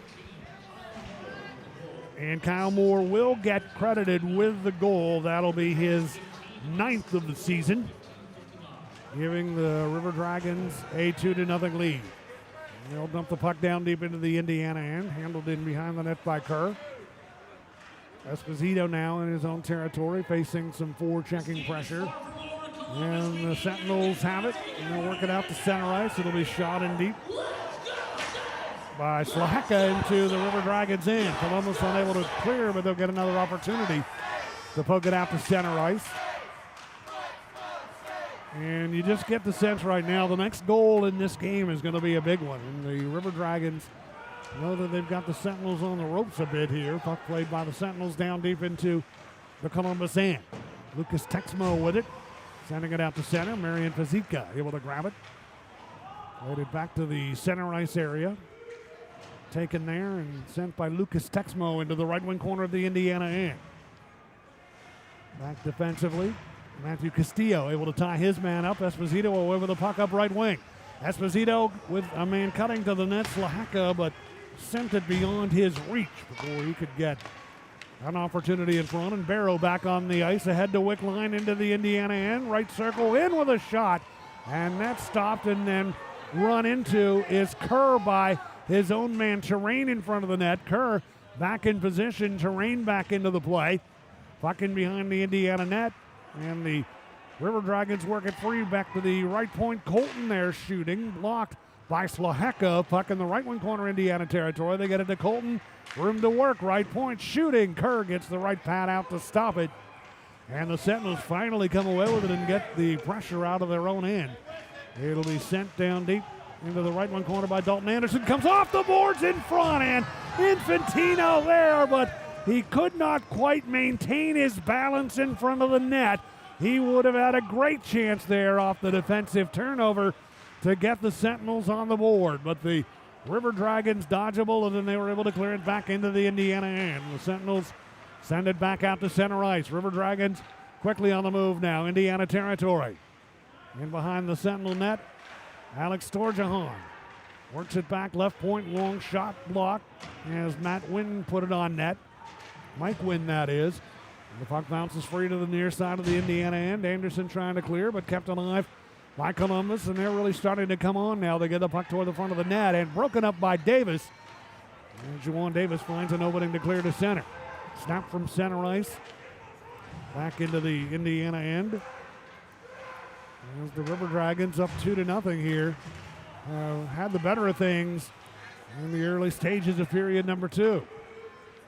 Warren getting it into the Indiana end on the left wing side. It rolls in deep behind the Sentinels net. Panovanov back after it. Panovanov able to play it out to center. Jonas Lias for Indiana to Davis. His shot blocked. Panovanov over Megan Lias following up a little off stride on the left wing side, trying to play it through to the net. But broken up and cleared by the Bobcats. Zamuro out through center and into the Indiana end. Rolling in behind the Sentinels net. Zinchenko after it in the right wing corner. Shots on goal, even at 13. Puck free to the left point. Long shot driven from the left point area on net by Brody Thornton, and the stop made by Kerr. And he hangs on to it, and the River Dragons getting the sense now to just start gunning that puck toward the net at every opportunity. That long shot by Brody Thornton from the left wing side. Yeah, a couple really good shifts in a row here for Columbus, hemming Indiana in their own zone. Everett Thompson calling from the bench to try to stretch out to the neutral zone, having one forward come all the way out to the Columbus blue line to try to get some of the defense for Columbus to back up. Unable to get it out of their own zone, though, where the Sentinels a couple times got hemmed in their zone. Chris Kerr was called on for a couple of huge stops. And Dylan Infantino, back in the other direction, had a glorious opportunity right out in front. He was just a little bit off kilter. That the pass caught him a little bit in between as well. Couldn't really get a good shot away. He had to keep that puck on the ice. If he was able to get elevation on it, we're looking at a 2-1 hockey game. He was maybe the most surprised man in the building, too, Yeah. as the puck came to him right in front of the net. But a little bit off equilibrium in front, and remains a 2-0 game, and that's really the only good solid scoring chance that the Sentinels have had so far here in period number 2. Second period, the period of the long change, and the Sentinels have gotten caught a couple of times on some really long shifts. In the second period specifically, you want to try to keep it between 30 to 45 seconds to try to get off, so you're not dead and you're not making any poor decisions just because you're tired. That's not been the case here for the Sentinels in the first almost 8 minutes of the second period. Goal getter for the River Dragons, Kyle Moore, his 9th of the year. It is an unassisted goal at 4:03 of period number 2. Even strength, putting them on top 2-0. 14-13 are the shots on goal in favor of the Columbus River Dragons here as we get closer to the midway point of this game. The Sentinels trying to crack the scoreboard for the first time tonight. River Dragons, Jamev with a puck pressuring in the Indiana end, comes toward the front of the net, and it'll be grabbed and held onto by Kerr. And Indiana will have a chance to regroup here with 11:45 remaining in this second period. And the River Dragons trying to snap out of a 6-game winless skid with a goal in the first period and one in the second, have a 2-0 lead over the Sentinels. Face-off will be to Kerr's glove side. Jonas Lias for Indiana to take the draw against Alexander Jemaev. Now Jemaev waved out of the face-off circle. Kyle Moore in to take it. And the puck knocked into the near corner off the face-off. Dug free, and the Sentinels will get control of it, and they'll bring it out to center ice. Unable to play it in deep, though. Puck knocked down. Carried up the left wing side by Lucas Texmo. Sentinels knock it away from him. Zinchenko grabs the puck, one-on-one. Here he comes, snaps one on net, a rising shot, and right there with it is Roy to make the save. Boy, we see the magic of Zinchenko again there. And he's had a couple of good scoring chances tonight, and that one aiming up high. And Roy right with it to make the stop and keep the Sentinels off the board. He's looking more and more comfortable as the game goes on, that's for sure. That's such a tough save for a goaltender. You've got the shooter skating left and then shooting back to the right, so you almost have to readjust yourself to try to get in the way. That's why that looked like such a strange stop. And a long shot, they score from the right point right off the face-off. Vladdy Pavlov low to the ice this time. And Pavlov has gotten Indiana on the board with a huge goal. Pavlov with his 4th of the year, and that is a big boost of life that the Sentinels were in desperate need of. Is that absolutely enormous? A seeing eye shot from the blue line, a clean face-off win. Didn't look like there was all that much traffic out in front of the net either. It just seemed to slip right through Roy, so a bit of a break for the Sentinels, but that's also the kind of goal that Roy has been giving up over the last little while, so important to keep the pressure on here if you're Indiana. So the Sentinels strike there on the board. Here's Lee's up right wing. Lee is slipping one toward the net, blocked on the way to the goal. And the Sentinels trying to gain some life. It comes loose, trying to jam it home on the near side on that far post. Nolan Slahaka is denied by Roy, and he'll stop play, smother that puck in around the net. And Lees, who won that face-off, and he's been such a great face-off man for the Sentinels this year. And he'll get an assist on the goal. Also credited with an assist for Indiana, Nolan Slahaka. On the goal by Vladdy Pavlov, that low shot from the right point that found its way home. So Zinchenko tried to go high on Roy on the attempt right before that, but Roy was able to stop, and this time Pavlov low to the ice from the right point finds its target to get Indiana on the board. It's a 2-1 game. Puck in along the right wing side of the Sentinels' end, and it'll be brought to center ice by Infantino, and he'll dump it in deep in behind that Columbus goal. 10:28 to go here in the second period, and the River Dragons up with it at center. Barrow steps into the Indiana end. Drop pass to a trailing Wickline. Feeds it in front. Broke it up in front of the net. Cleared out to center ice by Cruz of Indiana. Teams at even strength. We've had no penalties here in period number 2. And the River Dragons with Terrain back to poke check that puck away. Great effort by Terrain on Lucas Texmo in the far circle of his own end. Wickline trying to dump it into Indiana territory, given a bump from behind by Infantino. Now Storjahan at center, and he'll shoot it down deep into the Sentinels' end. 2-1 game. Indiana trailing it, but getting a huge goal by Pavlov to cut the lead in half. Esposito up right wing. Esposito, good work out of the right wing corner, double team, trying to get it toward the front of the net, blocked. And so after it for Indiana was Colosso, but cleared by the River Dragons back into Indiana territory with 9:29 remaining here in period 2. Esposito with a puck on the move through center. Esposito up right wing. Along the far boards, shuffles it in behind the net. Anderson there, centering attempt, broken up by the River Dragons. They can't clear. Colosso losing the edge on his skates, trying to keep it in, but the River Dragons force it beyond him. And Zabo's up with it at center, and he'll dump it in deep into the left wing side of the Indiana end. Skates Scully with it off the boards. This pass broken up, brought out to center ice by Colosso with a step up right wing. Comes toward the net, and he is stopped by Roy. A sprawling save. Colosso with it again, put it back in front, and it caroms wide of the goal. And the River Dragons are up with possession. They try and clear, can't do it. Kept in and sent in behind the net where it's chased after and grabbed and held on to. And that'll stop play. Boy, some great flurries of activity there by Indiana in their effort to try and tie this game up. It's incredible the way that how quickly momentum can shift. That goal right there from Indiana completely has changed the feeling for them on the bench, and you could see it with the play on the ice. A little bit more aggressive in the defensive zone. They also had 4 guys back, turning the puck back the other way, gaining some chances in the offensive zone. Would have been interesting to see had that puck ended up going in the back of the net if there would have been a goaltender interference call as well. But in any case, you're starting to get some chances now if you're Indiana. Don't take your foot off the neck of Columbus. Keep them down on the ground here. Keep pounding. Get that tying goal and work from there. You can really just sense the game was starting to swing heavily in the favor of the River Dragons after they had taken that 2-0 lead. The Sentinels were denied many opportunities at all thus far through the first half of period number 2, but that goal by Pavlov has changed everything. Then you think about it from the River Dragons bench perspective. These are the kinds of goals that aren't necessarily all that great. You need your goaltender to make that stop, a 60-footer. from the blue line that you see all the way. So you might see that and go, oh boy, here we go again. He's been pulled in 2 straight. Now we're starting to get a little nervous on the River Dragons bench. And they're a team that's given up 16 goals in their last 3 games. Jonas Leas on the faceoff for Indiana against Alexander Jemea. It'll be to Roy's glove side.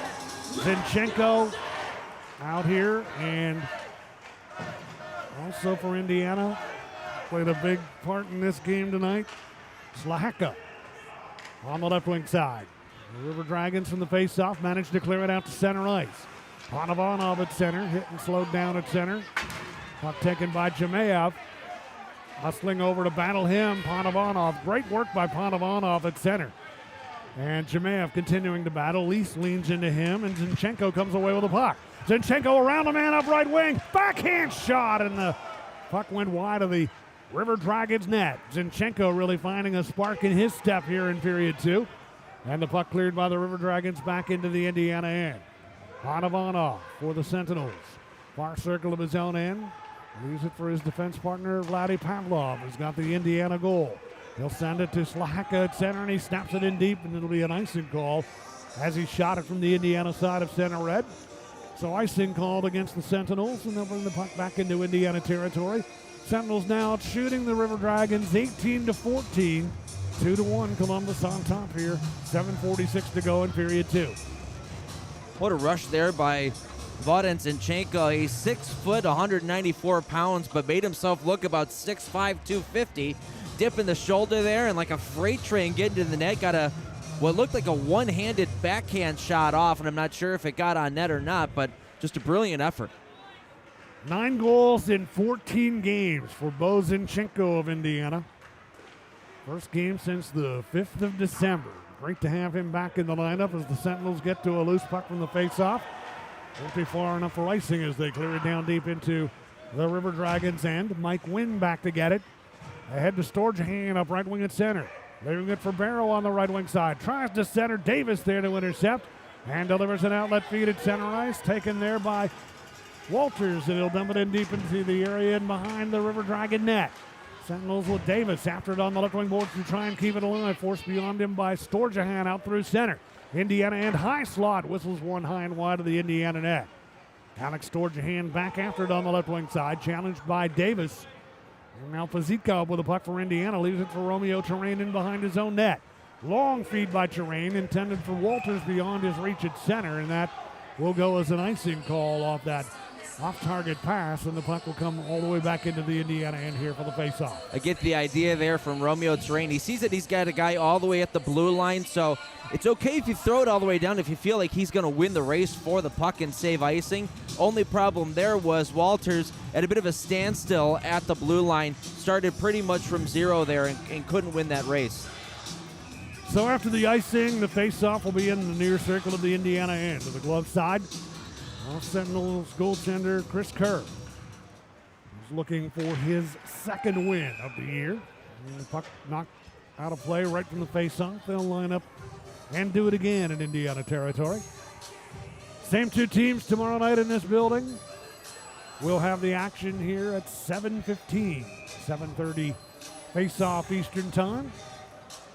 And then the Sentinels will be on the road next Saturday night in Port Huron. Andy will be there to bring it to you live, and then we'll see the Port Huron Prowlers one night later, Sunday night, the 25th, here at the Hamilton Community Ice Arena. 7:35 Eastern Time face-off. Our coverage will begin at 7:15. And the Sentinels trying to battle all the way back from a 2-0 deficit here with 6:22 remaining in the second period. Castillo with a puck in his own end, one of the new faces in the lineup tonight for Indiana. Ahead to Colarusso on the left wing side, run at hard into the boards by the defenseman Kevin Saban of Columbus. Couldn't clear it out though. Nice effort by Anderson to steer it in behind the net. Esposito there to take it, steps toward the front of the net and put it in front, but nobody home for Indiana. Anderson off the boards, able to chuck it back in deep in behind that Columbus goal. River Dragons ran. Sending it to center. Zinchenko knocks it away. Lozinchenko coming up right wing. Good feed to an open man down the right side, and the shot blocked on the way to the net as it was put on goal on the right wing side by Colosso of Indy. And still the Sentinels pressure right in front. Zinchenko on the doorstep, but the puck grabbed and held onto by the goaltender Tyler Roy, who has seen a lot more of that puck here in period number 2. 20 shots on goal on the night now for the Sentinels, who had 10 in period number 1. They've doubled their shot output from the first with 5:32 remaining here in this second period.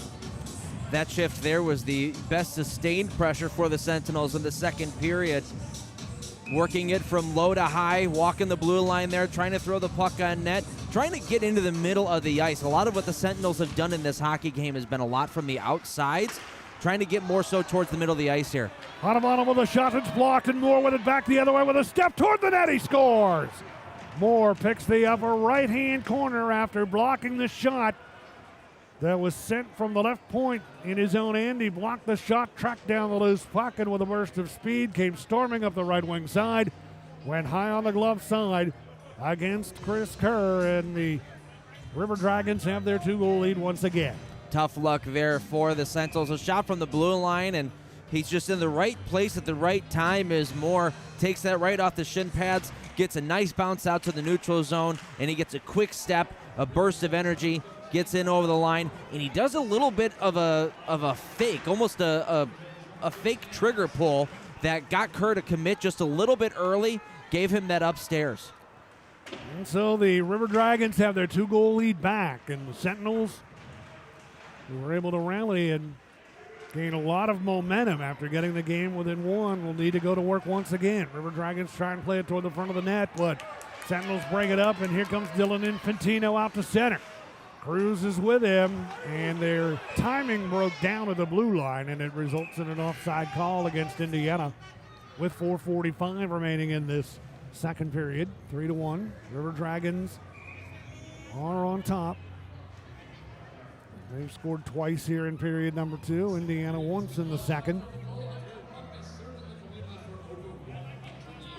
And that goal will go as an unassisted goal for Kyle Moore. His second of the night and 10th of the year. 14:37 is the time of the goal. Moore unassisted, 14:37 the time to put the River Dragons on top by a score of 3-1 with 4:45 remaining here in period number 2. Well, you see that play at the blue line causing the offside for the Sentinels. That's going to be one of the things that's going to happen. You've got a lot of new faces in the lineup. Infantino, one of the players caught up in that, just zigged when he should have zagged, really. And it's one of those things, I said it earlier, communication is going to be extremely important in this hockey game, making sure that you're almost over-communicating with your teammates so you know exactly where you need to go. And so many new faces in the lineup tonight for Indiana.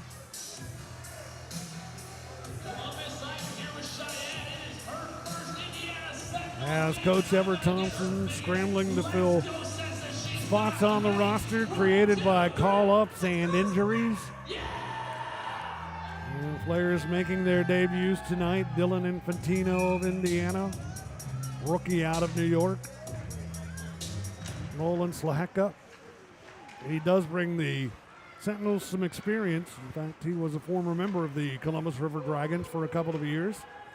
Skating against his old team here tonight. River Dragons with pressure on the Sentinels end again as we return to play.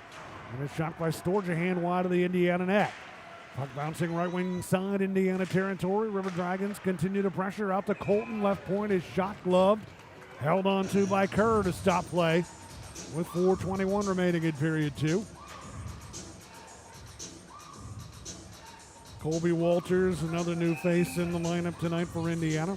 Matthew Castillo. So Infantino and Slaheka, they've seen a lot of ice time tonight. Not quite as much for Walters and Castillo. But when you're talking about a roster the size of this game in hockey, and you've got a large percentage of brand new faces in the lineup, as it's sent right toward the net from the face-off and stopped by Kerr as tempers start to heat up a bit around that Indiana goal. In this relatively penalty-free game tonight, only 2 minor penalties One to each team back in period number 1. And the face-off will be to the glove side. Off curve. Wickline against Infantino. They tie one another up off the draw, and it comes to the near side of the Indiana end to Colton at the right point. Floats one in deep behind the Indiana net. Storjahan trying to center, does get it in front, down on his side. Infantino able to knock it away. That'll enable Pavlov to get to the puck for the Sentinels. He feeds Infantino, room to work through center, 3-on-2 develops, and he'll dump it in deep into the right wing corner of the River Dragons in. River Dragons try and clear terrain, momentarily keeps it in, but then it's gunned right back out to center by Columbus. Terrain there for Indiana, shoots it behind the River Dragon goal. Down to 3:35 remaining here in period 2. River Dragons with it through center.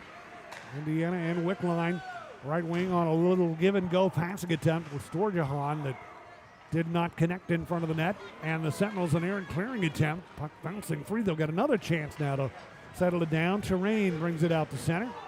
Lobs it toward the net, and taking no chances, hanging on to it is Roy to stop play with 3:14 remaining in this second period. And the River Dragons on top by a score of 3-1. Smart play there by Romeo Terrain. You know you've got a borderline shaky goaltender in net. Throw him a little flipper in the air and make sure he's still awake back there. And it seemed like he did fumble that just a smidge, and Terrain going towards the net, following up with it, so he didn't have a chance to play it at all. And Sentinels from the faceoff get to it, and it's fired high and wide of the net from inside the right wing circle by Colarusso. The River Dragons get to the carom. Can they clear? No. Zinchenko, nice work to keep it alive. Snaps one from the right wing side, wide of the net. Slahaka for Indiana deals it back in behind the net. Jonas Lias there. Centering attempt blocked. Slahaka in, gains control, feeds right point. With it is Colarusso, and he'll dump it in deep. In behind that Columbus goal. Off the board, Zinchenko with it. Trying to step in through the left circle. That is stick tied up. Lees after the bouncing puck down, trying to keep it in. Helped down by Zinchenko. Penalty coming up, and it's going to go against Columbus, a delayed call. And now as the River Dragons get possession, the whistle blows. And the Sentinels will get their second power play. Each team has had one chance, and it was a very short power play opportunity back in period number 1 for each team on the overlapping minors. But now the Richard Haas Insurance power play will go into effect for Indiana. Into the penalty box steps Skate Scalvi. And here's a great chance now for the Sentinels. Yeah, first real power play opportunity that they've had today was a 20-second power play in the first period. And they got one chance maybe out of that. So really good opportunity to get something set up here, settle down, quality shots over quantity of shots. River Dragons from the face-off have it, and their team captain on the far wing of his own end, Kirk Underwood, able to clear it down deep into Indiana territory. 1:47 on the power play, 2:16 on the second period clock.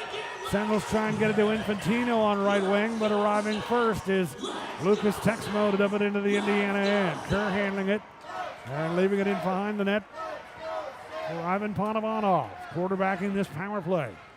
Hands it to Pavlov, outlet feed on the right wing side. And here's Colarusso for Indiana at center. Colosso make it. His pass attempt broken up, and the River Dragons penalty killing unit shutting down the Sentinels right now. Lucas Texmo will dump the puck down deep in behind the Indiana net. 1:10 to go on the power play. 1:40 left here in period 2. 3-1, Columbus River Dragons in the lead.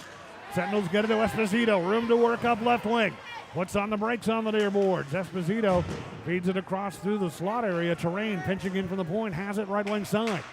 Terrain in a battle. Able to free that puck up. Right point, Colarusso. Off to Esposito near boards. Back now to Colarusso. High slot. His shot blocked. Put toward the net, or tried to. On the right side, Colosso fanning on it. Sentinels keep the play alive.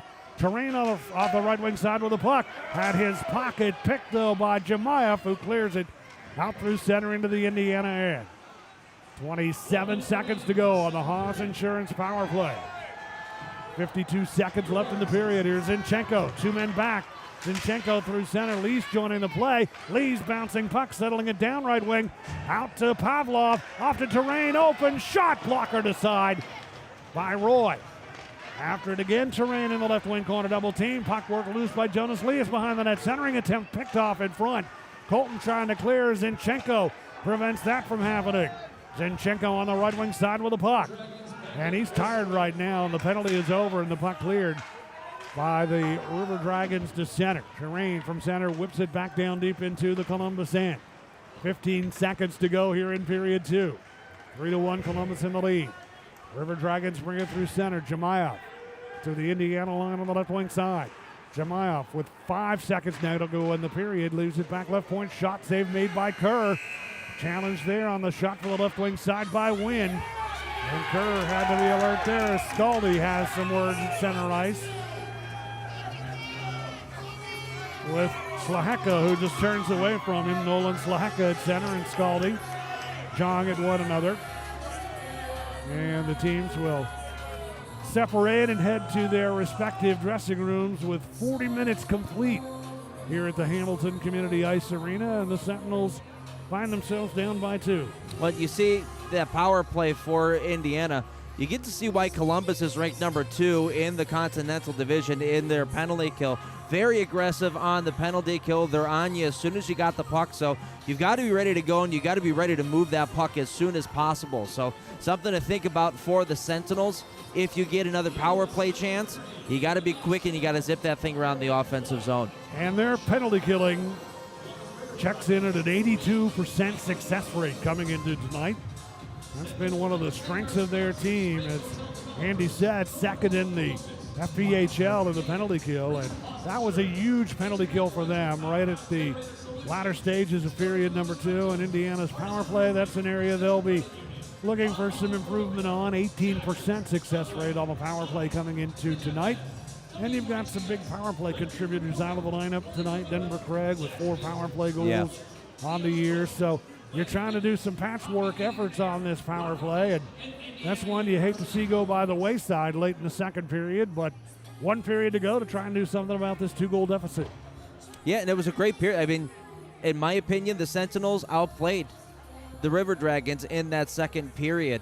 They certainly picked up the pace right around the halfway point. As soon as that goal was scored, it was pretty much all Indiana throughout the rest of that second period. An unfortunate play in the offensive zone, a block that led to a breakaway, which brought the River Dragons back their 2-goal lead. But outside of that, I thought the Sentinels had a much better period than what we saw in the first. And the Sentinels in the second period credited with 11 shots on goal. 10 for the River Dragons. 22-19 are the 2-period totals. In the shots on goal, 3-1, the River Dragons in the lead. Their first goal came at 8:46. A correction, 14:07 of period number 1. Goal getter, Cody Wickline, deflecting in a shot from the right point by Josh Colton. Alex Storjahan also assisting on the goal, even strength goal. And that was the only goal scored in the first period. Columbus up 1-0 after 1. Sentinels outshot them in the first period, 10-9. And we had just 2 minor penalties in period number 1. First going to Indiana, and that was Richie Colarusso sent off for high sticking at 16:23. Power play did not last long, though, for the River Dragons, as at 16:42, Tyler Barrow took a hooking minor as he hooked Bo Zinchenko, who came in on a shorthanded breakaway. And a great opportunity for Zinchenko potentially to tie the game. And the hooking call against Barrow put the teams at even strength. And each team with short power plays of 20 seconds in the first period. And neither team scoring on the man advantage in the first. To the second period we go. And the River Dragons get the first goal of the period to go up 2-0 at 4:03. Off period 2, unassisted goal for Kyle Moore, his first of the night, his 9th of the year. 2-0 Columbus at that point. And then the Sentinels were able to get on the board and really grab a big bit of the momentum back, winning the face-off cleanly. Jonas Leas off the draw, getting the puck back toward the right point, tipped out toward the point area by Nolan Slaka. Out to Pavlov. Big blast, low to the ice from the right point. Seeing eye puck, kind of as you described it, on the goal. And big momentum builder for the Sentinels at that point to get them on the board at 2-1. Yeah, extremely timely goal. You had mentioned it earlier. That next goal in a 2-0 hockey game is crucial. If you don't get it, you're down 3, and that mountain looks mighty tall. But if you get that goal, now you're only down by 1, and you saw what it did to the bench for the Indiana Sentinels. It really injected a whole lot of life. They came out with the next couple of shifts and hemmed Columbus in their own zone and played really, really well. Pavlov with a goal, his 4th of the season. And the assist going to Jonas Leas and Nolan Slaka. 8:46 the time to make it 2-1, but the River Dragons get their 2-goal lead back, making it 3-1 at 14:37 of period 2. Unassisted goal. Great effort by Kyle Moore, blocking the shot at the left point just inside his own blue line, taking it off his shins, tracking down the loose puck at center, getting a break in on net and scoring his 2nd of the night and his 10th of the season, unassisted, to put the River Dragons on top by a score of 3-1 after 2 periods here at the Hamilton Community Ice Arena.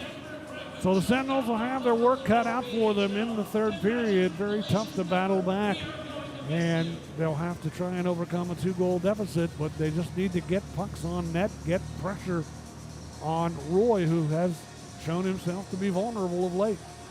Get pucks on net and get bodies to the net as well. That's the one thing that I think the Sentinels could do a little bit better as far as the offensive zone is concerned. We talked about trying to penetrate the middle of the ice. If you start to get bodies in front of the net, maybe put 2 bodies out in front of the net, really create some havoc. You might get a funky bounce here and there and pick up a garbage goal.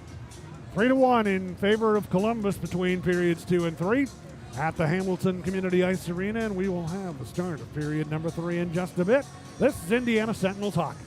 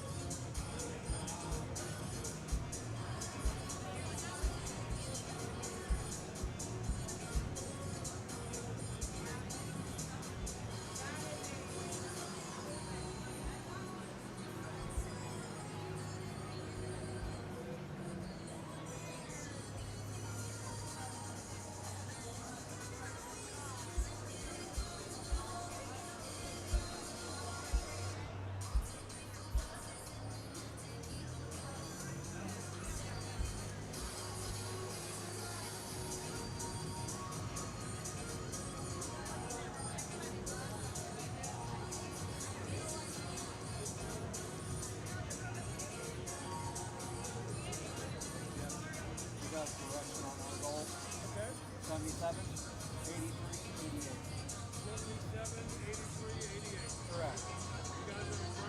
I've already corrected on there, so I'm just making sure we're all covered. Yep.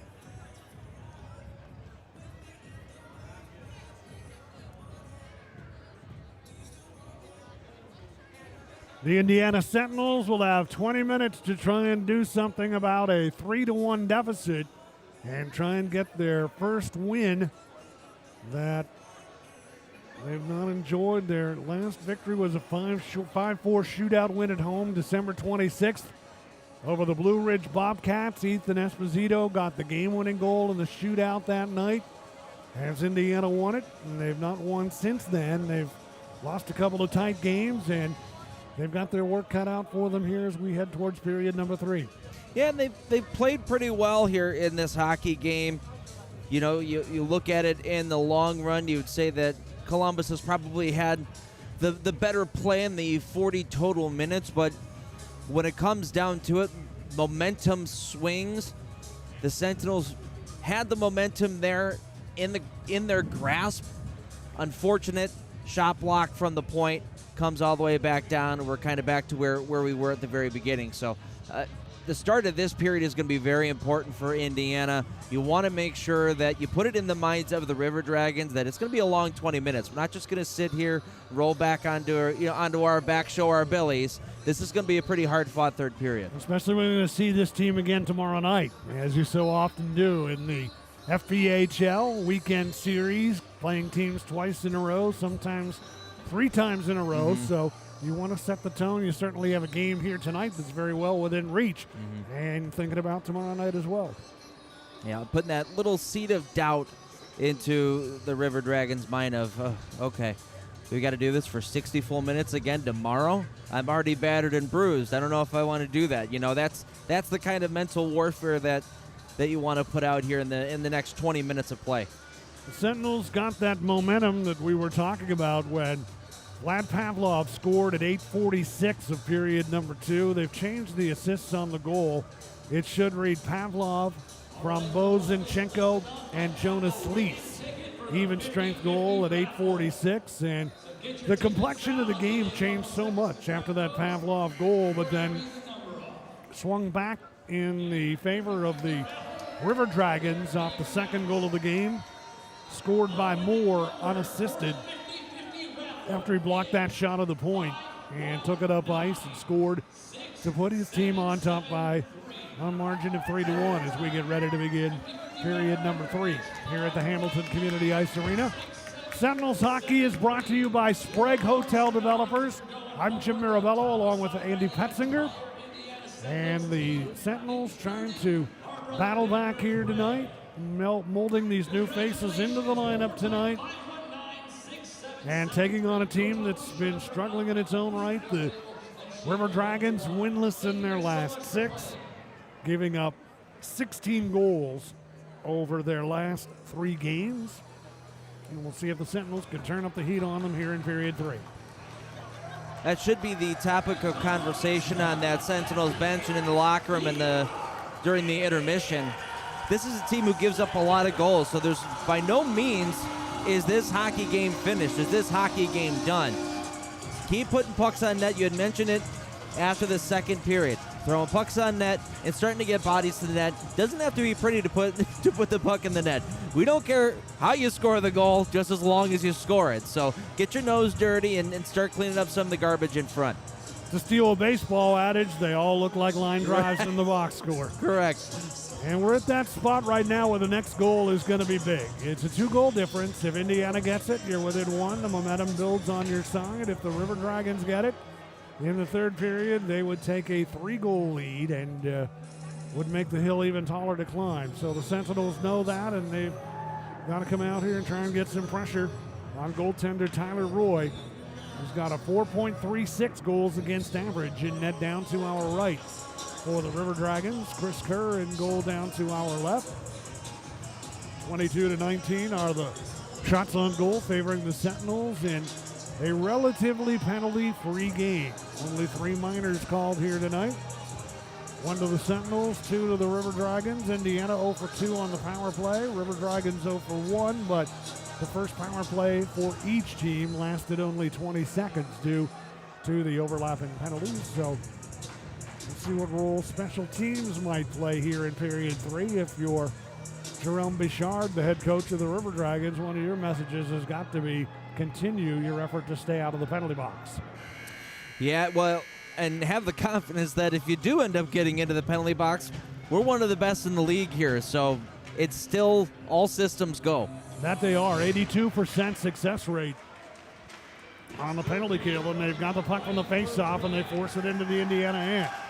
Terrain back forward, and he'll tap it out to center. Davis gives chase. Davis hustling after it, and it's poke checked away by the goaltender, Roy, as Davis was about to win that foot race for the loose puck. Juwan Davis with good speed out there for Indiana. Colosso with him up front on this line to start the third period. And Esposito as well. Esposito and Moore jawing at one another away from the play. Puck comes to Moore, or Esposito at center. As Moore skates away from him, and Esposito able to get the puck to Marian Pazitka. Dumped it across the line, whistle blows, play stopped, might have hopped into the bench area and back onto the ice surface. It hit the backside of the linesman. The linesman called it right away and said, "Hey, look up." So that's tough play, 39 seconds into the third period. Jonas Lias for Indiana. Nolan Slahaka, who's logged a regular shift tonight in his Indiana debut. And Bozinchenko on the line up front for Indiana. Ivanov and Pavlov defensively. Puck played by the Sentinels into the right wing corner of the Columbus Sand. Strojahan back after it. And he'll start the clearing rush out to center, tapping it ahead to Tyler Barrow, who dumps it into the Indiana end. Sentinels moving left to right here in period number 3. Slahaka with it at center ice, unable to maintain control of it. Barrow with the puck now into the Indiana end. Barrow tries to go to Wickline on left wing. Pavlov back, breaks that play up, and Zinchenko comes away with it. Zinchenko pops it back to Pavlov as the Sentinels try and organize the breakout here. Pavlov retreats behind his own net, cuts in front of the goal now. Floats it off the right wing boards and out to center ice. Barrow at center. Delayed offside as he played it across the Indiana line. Anderson able to knock it away. It rolls in deep. Right wing side, Columbus territory. Chasing after it, Dylan Infantino. One of the new faces in the Indiana lineup tonight after the puck in the left wing corner. But the River Dragons come away with possession of it. And 2 minutes now has elapsed off this third period clock. Neither team with a shot on goal through the first two. And Wynn with the puck in his own territory. Mike Wynn, defenseman for the River Dragons, sent out to center ice and shuffled ahead on the backhand by Ryan Galvin into the Indiana end. Sentinels with it, play it out to center. Anderson will grab it in stride. Anderson across the line, left wing, drops it back to Colosso, plays it toward the side of the net. Anderson trying to find the handle, can't as it went in behind the goal. And that'll enable Columbus to come away with a puck. Justin Samaro able to send it out to center ice and back into Indiana territory. Sentinels looking for a spark here, and it'll be carried by Colarusso. Good moves through center. Over the line on left wing. Stops up, shoots, and that's off target. Puck off the boards. Davis for Indiana. Tried to sweep it toward the goal. Broken up. Back comes Scaldi now into the Sentinels' end. Firing one. Looking like it was heading high and wide of the net, but Kerr takes no chances. He'll glove it and hang on to it. Just stop play. 2 minutes and 59 seconds into period number 3. Good stop there from Kerr.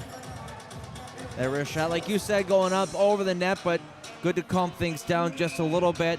Sentinels had a chance coming back the other way. Anderson cutting in over the line, cut over to the left wing side and looked to drop the puck off, but nobody was there. There was a little bit of a lack of communication, so mentioned that a couple of times, that communication is key in this game specifically with a lot of new faces. Even with the guys who have been here for a little while, a little bit of miscommunication going on. And the Sentinels have not played in a while, too, so they're trying to get some rust shaken off. They've not played since the 3rd of January in Port Huron. So a long layoff and new faces in the lineup. Puck on the far side of the Columbus end. Davis with it from long range, steers one toward the net that Roy's able to knock aside. And the River Dragons come up with it, and they'll start with it out to center. And it's Texco setting it on right wing for Kyle Moore. Back in front to Scaldi, is shot, and that is blocked on the way to the net. Going down, putting his body in front of that and taking the worst of it, and slow to get up right now is Romeo Terrain of Indiana. Sentinel defenseman. We'll get a look from Doc Powell, the Sentinels athletic trainer. And Terrain has been a mainstay in this Sentinels uniform. He's in his 26th game this year. And athletic trainer Doc Powell out to give him some attention.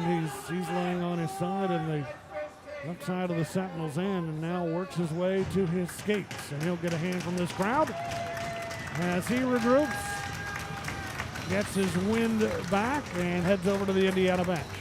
Not sure if it was the puck that took him out or if it was the follow through from the stick, because it looked Chris Kerr made the save there. He was able to gobble it up, so it might have gotten deflected on its way through and maybe hit him on the inside of the knee, or maybe it was a follow through that might have caught him in the stomach with the stick. I'm not entirely sure, but he didn't seem to be laboring as far as, hurting his leg, limping off the ice or anything like that. So we'll see what goes on with Romeo Terrain.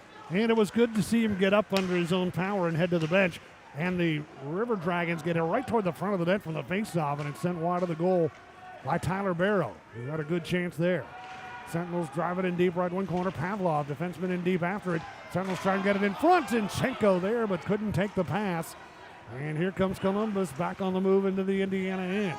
Barrow feeding it into the right wing corner. Working now to Strojahan on left wing, putting it in front of the net. Wickline in front, had his stick too well tied up. And the Sentinels get it out to center ice. Zinchenko. Cross ice pass, trying to go right wing to Lacheka. Broken up by the River Dragons, who play it back deep into the Indiana end. Pavlov pressured in the near circle of his own end on the breakout. Puck rolls free as Pavlov's pinned to the boards by Tyler Barrow. Hustling after it, Barrow. Colosso hemming him in. They get it toward the front of the net. Had Strojahan stationed in front, but he couldn't redirect it. And Lacheka's back the other way, dropping it off to Colarusso from the right circle, putting it on net, and Roy stays right with it as he drops down into the butterfly and is able to make the save and hang on to it. And that's the first shot that the Sentinels have been credited with here in period number 3.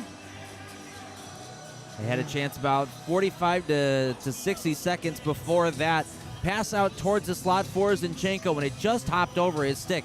And that's a play that they've made a couple of times in this hockey game, and I can think of maybe once where it was a tape-to-tape pass or it wasn't fumbled in the slot. So that's where they want to be, is get right in between the hash marks there in the middle of the ice, right in the slot. They just haven't been able to get a good control of the puck inside that area. And Zinchenko, when he gets chances there, he doesn't miss too many of them in that grade A scoring area. Just not able to take that pass. And the puck brought back down deep by the River Dragons quickly from the face-off in their own end. They try and get it toward the front of the net. Got a man in front. Sentinels block the centering attempt. Recovering, though, Horan on the right wing side. Feeding it across, shooting one. Lucas Texmo. And Kerr got a piece of that to knock it wide of the net. And the Sentinels come up with it, and they'll clear it out to center. Rolling back into the River Dragons end. Colarusso trying to keep it alive, but Columbus able to clear. Comes to Pazika, deep in his own end. Feeds it to Esposito off the boards left wing. Still in his own end, now to Pazika. Delivering it at center to Anderson, who wants a line change, and he tips it down deep and behind that River Dragon goal. 14:22 remaining, third period, 3-1, Columbus in the lead. Shabbat sends it through center, down deep into the Indiana end. Pavlov back to get it. Pavlov to Panovanov in behind his own net. Looks to his right, delivers an outlet feed to Pavlov at center. Now to Jonas Lias left wing. Couldn't quite get it teed up as he tried to wheel it on net from long range. And the puck taken now by Justin Samaro for Columbus. 13:52 to go. Third period. Into center. Skates Joel Texmo. Throws it toward the Indiana net, and it'll be grabbed and held on to by Kerr to stop play now with 13:46 remaining in this third period. And the River Dragons are clinging to their 2-goal lead, 3-1. Jonas Lias with a chance there just inside the blue line. Instead of throwing that puck on net, he tried to make a little bit of a drag move to get around the defenseman to give himself a little bit more space, but that kind of move was not working. He was well defended there. We'd like to see the Sentinels and chances like that. Throw the puck on net and follow your rebound. You remember a play earlier in the second period where I believe it was Romeo Terrain who flipped a puck into the air on net and followed his shot and made the goaltender have to cover that puck up. So if you follow your shot on net, good things are going to happen. It's either going to be a coughed-up rebound, you're going to have a prime scoring opportunity, or it's going to get your team an offensive zone draw. And the River Dragons, knowing that Roy has been struggling in net of late, have tighten things up defensively. Yeah. They've not really created, they're giving the Sentinels too many chances to create good opportunities in and around the net, and particularly second chances in around that net area. They haven't changed too much as far as their structure in the neutral zone. I thought they might go back to a little bit more of a defensive structure with their forecheck, but they've stuck with what they've gone with the entire game so far. So hopefully things open up a little bit for the Sentinels in the neutral zone. And this is the type of road hockey game that the River Dragons were game planning for tonight. They didn't need to excite anybody tonight. They're on the road and just trying to play a good, systematic type of game and stay out of the penalty box, and they've done that. They capitalized on their opportunities. And the puck in deep Indiana territory. River Dragons on the right wing side trying to dig it free, but right there is Esposito to intercept the centering attempt by Joel Texmo. The Sentinels get it now right wing side. Zinchenko in tight. Tight angle, couldn't get a shot off. Still has the puck though, left wing. Leaves it for Esposito, stepping in from the left point, a long shot, and the save made by Roy. Pavlov with it now. Lower edge left circle in front for a backhander by Esposito, and he did not get good wood on it. Now Panavanov to Colarusso in front, and Zinchenko unable to steer it home. Right wing side, Panavanov with the puck. Great sustained pressure now by the Sentinels. Zinchenko right wing boards, deals it in deep. Esposito with it in the right wing corner.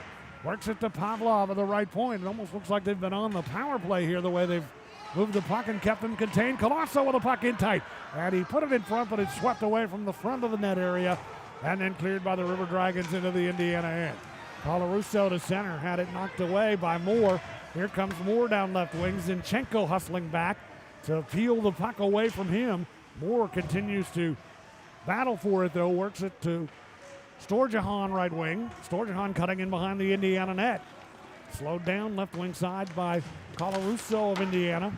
They battle for it now on the near side of the Indiana end. It hops free to Underwood. Long shot, and that's just wide of the net. Kerr got a piece of that as it came to his stick side. They put it back in front. The River Dragons do, but right there is Colarusso to intercept and feeds Straka coming through center. Left wing, leaving it for Elias. Shooting in the save by Roy. After the puck on the rebound, it's loose in front, and the River Dragons converge, and they get to it. Lucas Texmo able to get it out of danger. Feed Barrow up left wing. His shot on the save by Kerr on the rebound. Mazika dives, clears it away. Up with it is Colarusso. Davis with him. Colarusso tried to get it through to Davis, but it's broken up in front of the net. Great action here. Barrow left wing into the Indiana end. Barrow with a chance now, moving in, shooting, and Kerr gets a piece of that. Puck bouncing free, left wing side, Indiana territory. River Dragons get it to Storjahan, left wing shotted wide. Storjahan after it again. It's cleared from the scramble in front by Pazitka, and he settles it down in behind his own net. Marian Pazitka using the boards to deliver the pass to Pavlov, and he'll bring it out through center, 3 men strong. Ahead to Infantino on right wing. Steps into the slot, shoots. Roy, I don't think saw it. There was a lot of traffic in front of it, never made it through to the net. Storjahan after it now in behind his own goal. We've got a long time without a stoppage in play. Down to 10:50 to go in the third period, 3-1. The River Dragons in the lead. Sentinels try and keep the play hemmed in. They do. Good work by Panavanov. High slot. Dipsy do with that puck. Left circle now is shot blocked. Panavanov with it again on the left wing side. Wheels it in deep. Far corner. Corby Walters after it for Indiana. Colby Walters, that is. First game in a Sentinels uniform, and the puck cleared by the River Dragons back into the Indiana end. Colosso handing it to Marian Pazitka. Quite a long stretch without a whistle and a play stoppage. Now Panavanov, double teamed, errant pass, broken up with it. Left wing trying to wheel it toward the front of the net. Shabbat went off the side of the goal. Kept alive now by Scaldi. Left wing trying to feed it in front. Pazitka tied him up. And then for Indiana, Ashton Colosso able to come up with the puck. Sentinels clearing. It goes up over the glass and out of play. And finally a whistle here with 9:53 remaining in the third. What awesome action back and forth. Sentinels really starting to push the pace now. Had a couple of opportunities in the offensive zone with some sustained pressure. You saw a couple of times awesome movement in the offensive zone. Everybody was zipping around, making life confusing for Columbus. Got a couple of great chances off of it The only thing that I might say is that it's almost a little too pretty for the Sentinels. We talked about trying to simplify a little bit. There's been a couple of opportunities where they could have taken a shot on net, but instead they tried to make it a shot pass almost, try to slide it to the back door, and it just wasn't connecting. So it's never a bad play to just throw the puck on net, and if a rebound pops out, you got a guy right there to power it home. So that's the only thing for the Sentinels that I'll say out of that little, what it had to be a 5-minute span with no whistles. Continuous action. And like you'd mentioned, it almost appeared to me like they were on a power play the way they were moving that puck and just looking for that perfect pass and that perfect opportunity. It was really good movement in the offensive zone, and they started to penetrate towards the middle of the ice as well. Started to get towards the slot area. There's also a couple of odd man breaks, 3-on-2, 2-on-1 opportunities where they're trying to make a pass across and it's getting blocked. There's something really beautiful about throwing the puck on net and getting a purposeful shot off the pad. It's a pad pass to the guy who's driving back door. Something to think about for the Sentinels. Face-off will be in the Sentinels' end. It'll be to the stick side of Chris Kerr, who's faced 26 shots on goal tonight. Indiana's generated 28 shots, 3-1. River Dragons lead. Sentinels quickly to center from the face-off. Zinchenko leaving it for Jonas Lias. His shot save, rebound. Put back on net by Lias, and it's blocked. And the River Dragons play it out to center ice. Sentinels Lias steers it off the far boards down deep into the River Dragons' end. And you can see the Sentinels are playing with more urgency right now. They know they've got a 2-goal deficit to make up on a night where they've not had many scoring chances. Lots of rebounds in front of the goaltender as well, Jim. Puck in deep Indiana territory, and it is handled by Colarusso near side double team. Colasso in to help out. Colasso chased in behind his own net by Skate Scaldi. And now Colasso able to free it up where Zinchenko taps it out to center. Time starts to become a little more of a factor now. 8:55 to go. Sentinels with it. Esposito in the high slot. Over on the right side, he'll get it to the new face in the lineup who's seen a ton of ice time tonight for Indiana, Slahaka. Jammed up in behind the goals. He tries to free it up. They continue to battle in behind that River Dragon goal. Sentinels do center. Colarusso there. His shot on the stop is made by Roy. Puck kept alive left wing side from the point. Vizitka had his shot blocked, and then he was knocked down, and that results in a 2-on-1 back the other way for the River Dragons, who try and get too fancy on that 2-on-1. One too many passes. Sentinels counterattack. Vizitka to Esposito. Off to Colazzo with a backhander, and the save is made by Kerr, and he'll hang on to that with 8:13 to go. Boy, the Sentinels dodge a bullet on that odd man rush, and then they get a chance at the other end, and the game opening up again here with 8:13 remaining, but it remains 3-1 in favor of Columbus. You said it, one pass too many for the River Dragons, which led to that opportunity for the Sentinels back the other way. And if Colaruso's a left-handed shot, that's right on his stick, and it's a one-timer in the back of the net. From the face-off, River Dragons control. And they'll get it out to center. Anderson for Indiana slowing the play down. Both of the Texmo brothers are on the ice now for Columbus, and into the left wing corner it goes. Joel Texmo after it. Sentinels get there first. Sent ahead by Panovanov out on the left wing side to Cruz, who wheels it off the boards in behind the River Dragon net. River Dragons waste no time in clearing it, and it'll come all the way down on net. Kerr handles it and leaves it for Pavlov in behind the goal. 31-26 of the shots in favor of Indiana. 7:33 remaining in the third period. Sentinels get it to Anderson. Cross on right wing. Backhanding one from outside the right wing circle, and Roy is with it, takes it off his chest, hangs onto it in the glove to get a whistle and a play stoppage now with 7:27 remaining in this third period. 3-1 the River Dragons nursing that 2-goal lead. I know it might not look like much, but that play by Dalton Anderson, a very, very smart play. It was only he and one other player in the offensive zone for Indiana, so he had to do something with it. He had his player driving to the net, toss it on goal. We get a save and an offensive zone faceoff now.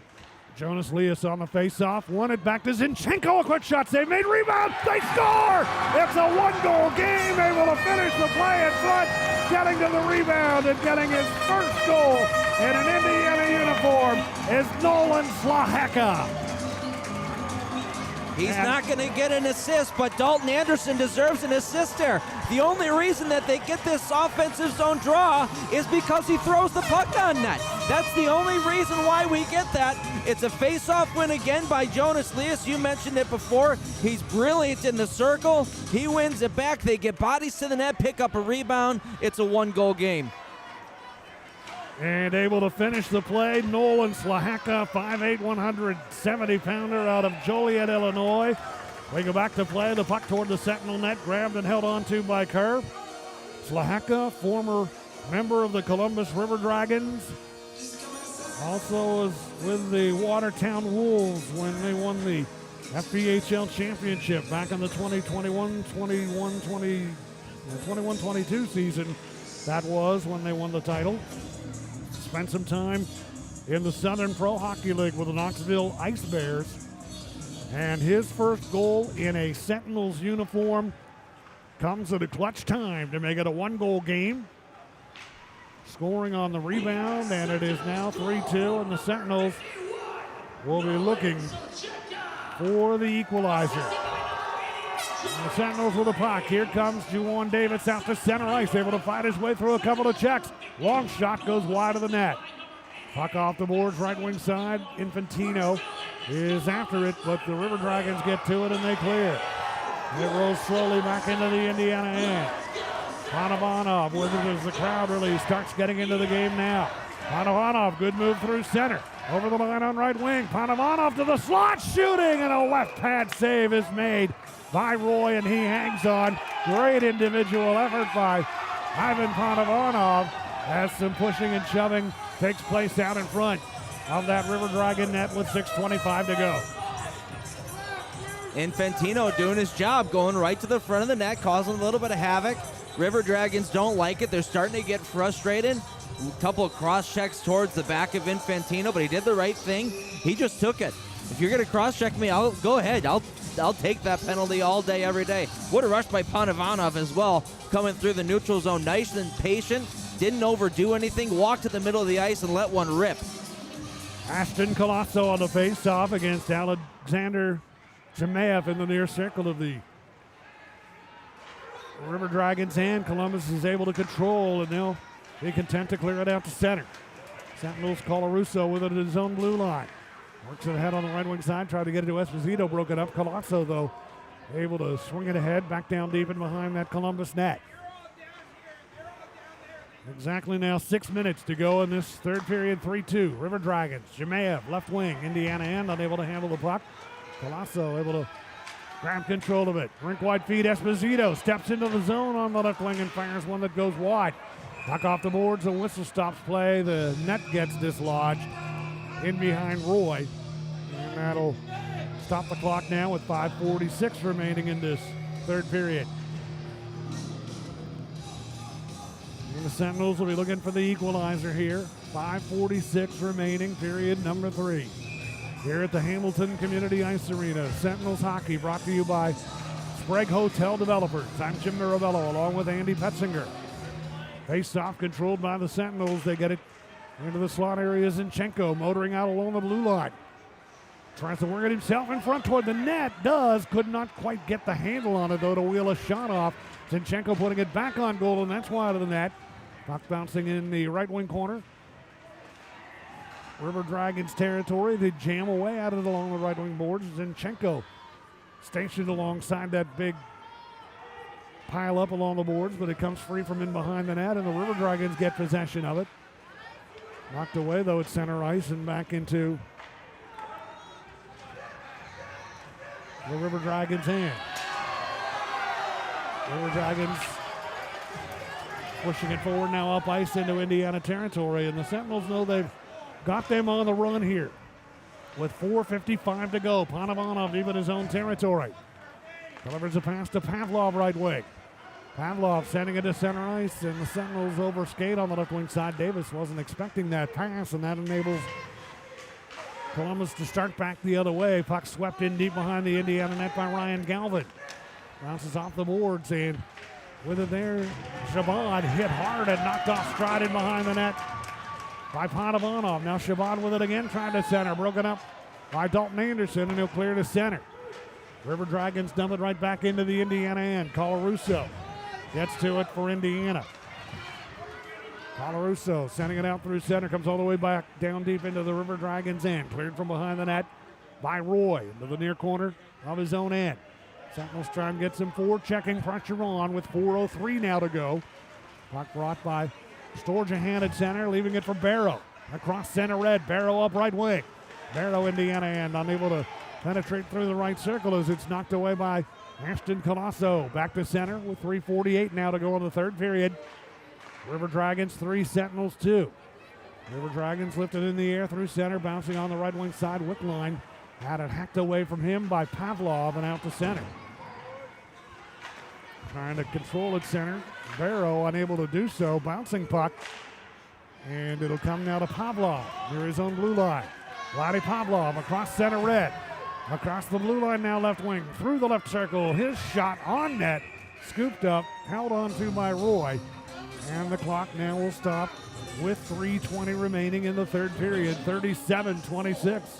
Shots have really swung in favor of the Sentinels, who are battling to try and get this game tied. Yeah, they're starting to throw a lot of pucks on net, and it's starting to generate a whole lot of opportunities as well. They've done a nice job hemming the River Dragons in their own end. A little back and forth play here over the last couple minutes or so. Going to get themselves an offensive zone face-off.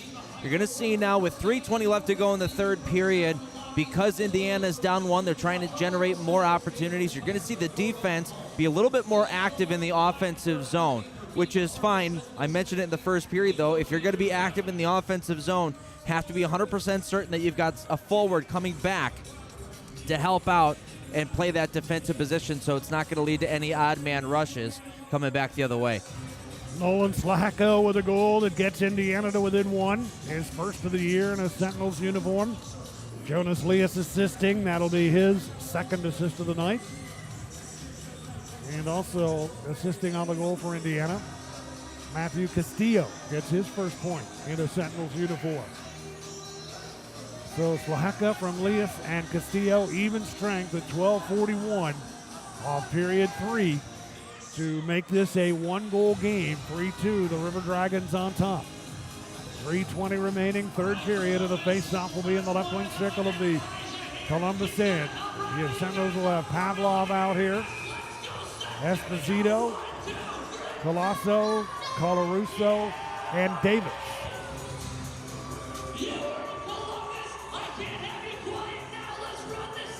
And it'll be Galvin on the face-off against Colasso. Galvin wins the draw in the left circle of his own end, and the River Dragons clear it out to center. Crowd trying to rally behind the Sentinels here. We were down 3-1 a few minutes ago. It's 3-2 right now. Sentinels deal it back into the River Dragons end. Mike Wynn up with a puck near his own blue line. Plays it to Moore at center, and he'll let it roll slowly down deep into Indiana territory. Sentinels thought it should have been an icing call, but play continues. Here's Davis now to center ice. Davis across this line on right wing, drops it in deep and behind that River Dragons goal. Just cleared by Storjahan out to center. And it was played with a high stick at center, and that'll bring a whistle and a play stoppage, and the face-off outside the Sentinels blue line now with 2:42 remaining in the third period. Curious to see how aggressive Everett Thompson wants to be with pulling the goaltender for an extra attacker, given that the Sentinels don't end up tying it beforehand. I would assume probably around that 145 mark is when he's going to want to look at Chris Kerr to come to the bench. Sentinels with it from the face-off. Here comes Panovanov up right wing. Panovanov cuts in deep into the right wing circle. Centering attempt broken up, and the River Dragons get possession of it. Justin Samaro shooting it out through center into Indiana territory, cleared by Anderson. Out to center ice with 2:17 now to go as the River Dragons deal it from center back into Indiana territory. Anderson leaves it for Marian Fazitka in behind his own net. Fazitka steps to the right of the goal. Zitka leading the rush, feeding Zinchenko at center. Zinchenko crossing the line. Zinchenko tried to dance around a couple of men, but the puck knocked away from him, and Barrow has it now for the River Dragons into the Indiana end. Sturgeon in front to Wickline. Denied from right in front by Kerr. That was a chance right there for the 2-goal lead before the Sentinels could even get the goaltender off. But Kerr comes up with a big stop.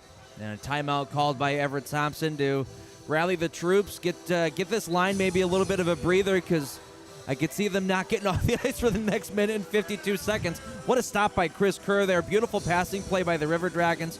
Very, very close to being offsides here at the blue line, but still beautiful passing play. Ends up getting down low, and he makes a brilliant stop, bringing the pads together, butterfly style, and bringing in the rebound. And denying Cody Wickline on that opportunity, and he's kind of had Wickline's number tonight. Wickline did score the first goal of the game for the River Dragons off a flurry in front when he was denied a couple of times by Kerr, and then on an ensuing face-off, able to, as the play had continued, deflecting a shot from the right point. It was fired toward the net by Colton, and Wickline in front with a deflection. And Wickline had a chance there, and Kerr stopping him with 1:52 remaining here in the third period. The River Dragons know that that's all that separates them from snapping this 6-game winless skid. And the Sentinels will try and win the face-off, get the puck up ice, get Chris Kerr off in favor of the extra attacker. Jonas Leas to handle the draw. It occurs stick side. Have to win this draw, and if you can't win it, if you're Jonas Leas, at least tie him up. He will oppose Jemaev on the face-off. In the left wing circle, and the puck comes free back to the left point. Texmo there. Lucas Texmo snaps it in behind the Indiana net. 1:45 to go. River Dragons content to keep that puck jammed up in along behind the net area. Good work by Terrain to shuffle it free. And the Sentinels on the move now. Here is Pavlov leaving it for Zinchenko along the right wing side. Shooting through a lot of traffic, and Roy stops that. Goaltender still on with 1:28 to go. And the face-off will be in the River Dragons end, and this will probably be the time that they'll get Chris Kerr off now for the extra attacker. That is without a doubt the best save of the game for Roy. He had a player all in his grill and was still able to not only track that puck coming in, but give up no rebound. That's a huge stop for number 35 in white.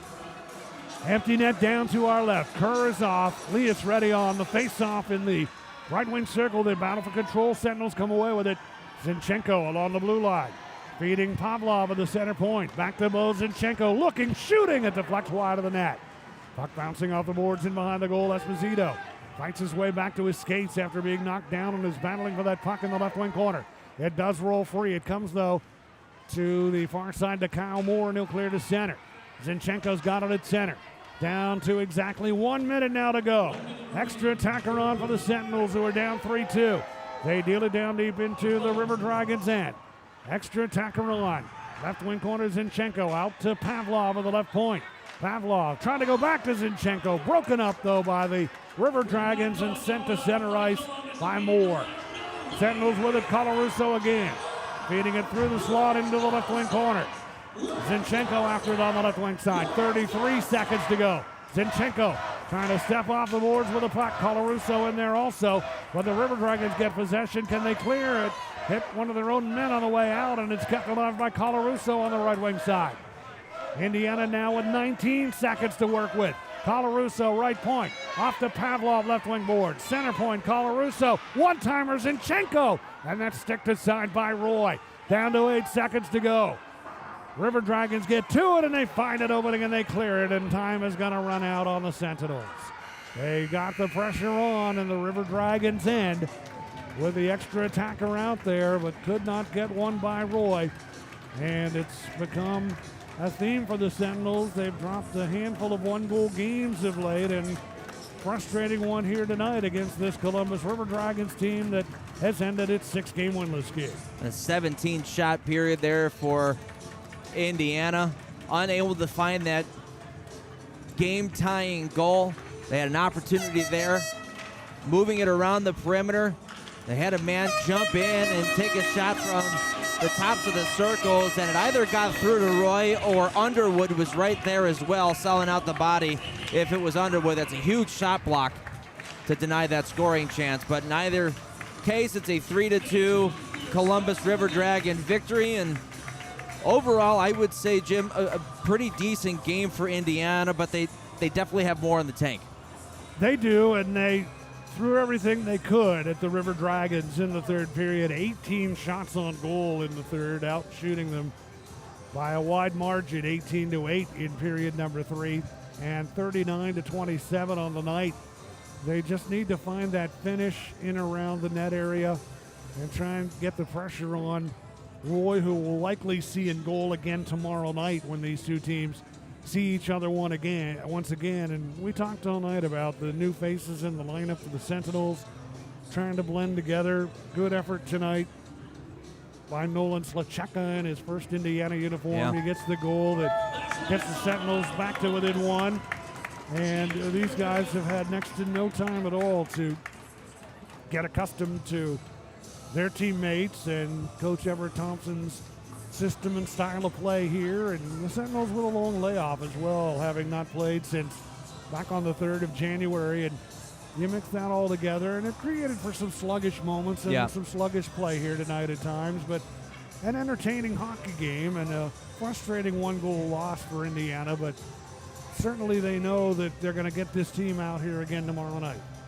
Yeah, I think that's the best way to say it. A little bit disconnected at times, but something to be expected when you have a lot of fresh faces in the lineup, guys who are coming back after long injuries. Zinchenko looked a little bit rusty at the beginning of the hockey game, but how good was he in the second and the third period, just creating chances after chances after chances. So now that he's got this first game back underneath his belt, he's certainly somebody that I'm going to circle on the roster for tomorrow's game. And he's a player that's so fun to watch because he can create chances out of nowhere. Yeah. We saw that a couple of times here tonight. And I think about that shorthanded breakaway that he had in period number 1 Right. when he drew that penalty. It could have been a penalty shot, a tough call, but nonetheless a great effort by Zinchenko, and he'll need a little bit of time to shake the rust off and get his game back in the way that he knows he's capable of playing. Yeah, it'll be a quick turnaround for these guys. Having the memory of a goldfish almost. New game tomorrow. New game tomorrow night. Recapping how this one went tonight, the River Dragons never trailed, and they took a 1-0 lead at 14:07 of period number 1. Cody Wickline with a goal, and Wickline with his 3rd goal of the season.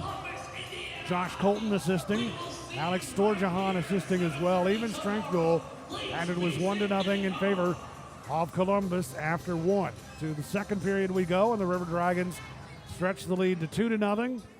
The goal coming at 4:03. What was the first of 2 on the night for Kyle Moore, his 9th of the year unassisted, giving them a 2-0 lead. And then Indiana stealing a ton of momentum back on the Vladdy Pavlov goal at 8:46 of period number 2. Both Zinchenko, Jonas Lias assisting, and Zinchenko getting on the score sheet here in his first game back with an assist on the first Indiana goal. And Pavlov from the right point, low to the ice, finds his target to get the Sentinels on the board and really bring the crowd into the game. Yeah, both goals off of face-off wins. So something also for Indiana to think about going into tomorrow night. It's important to win those face-offs and get to work right away. I mean, both times puck went right out to the blue line, got a shot on net. First one just went straight through, kind of caught Roy by surprise, and the second one created a rebound, potted home by Slacheka. So the Pavlov goal got the Sentinels to within 1 at 2-1, and the River Dragons would get the 2-goal lead back. The goal that turned out to be the game winner at 14:37 of period 2. Second goal of the night for Kyle Moore, unassisted, giving them a 3-1 lead.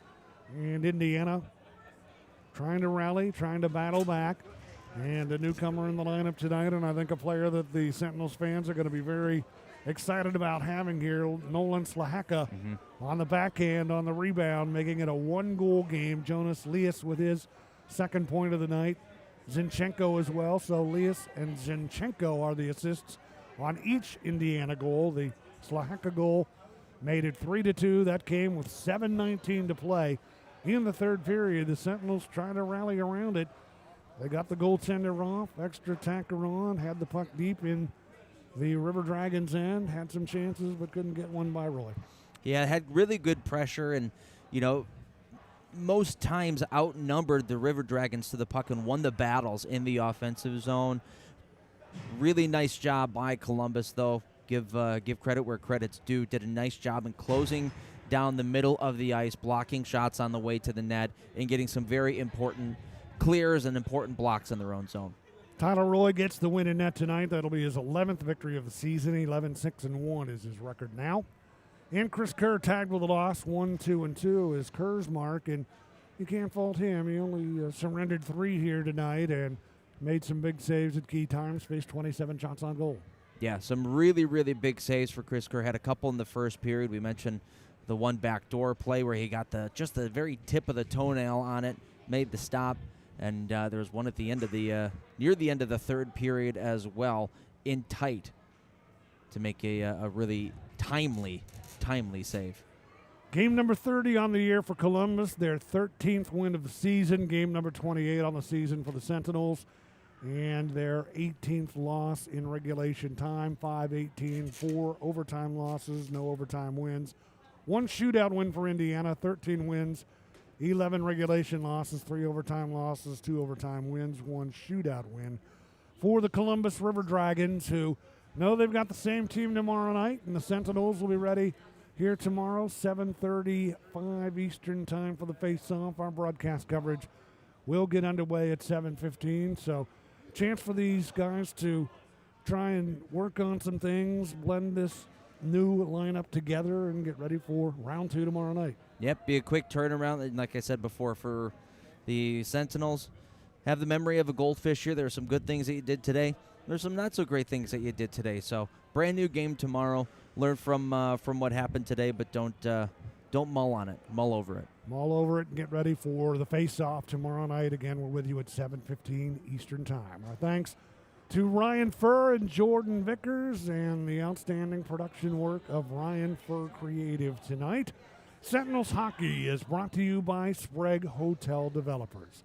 My thanks to Andy Petzinger with us here tonight. Andy and I will be back with you tomorrow night, 7:15 Eastern time for round 2 between the Sentinels and the Columbus River Dragons. I'm Jim Mirabello saying good night from the Hamilton Community Ice Arena. 3-2 the final score. The River Dragons win it, and this is Indiana Sentinels Hockey.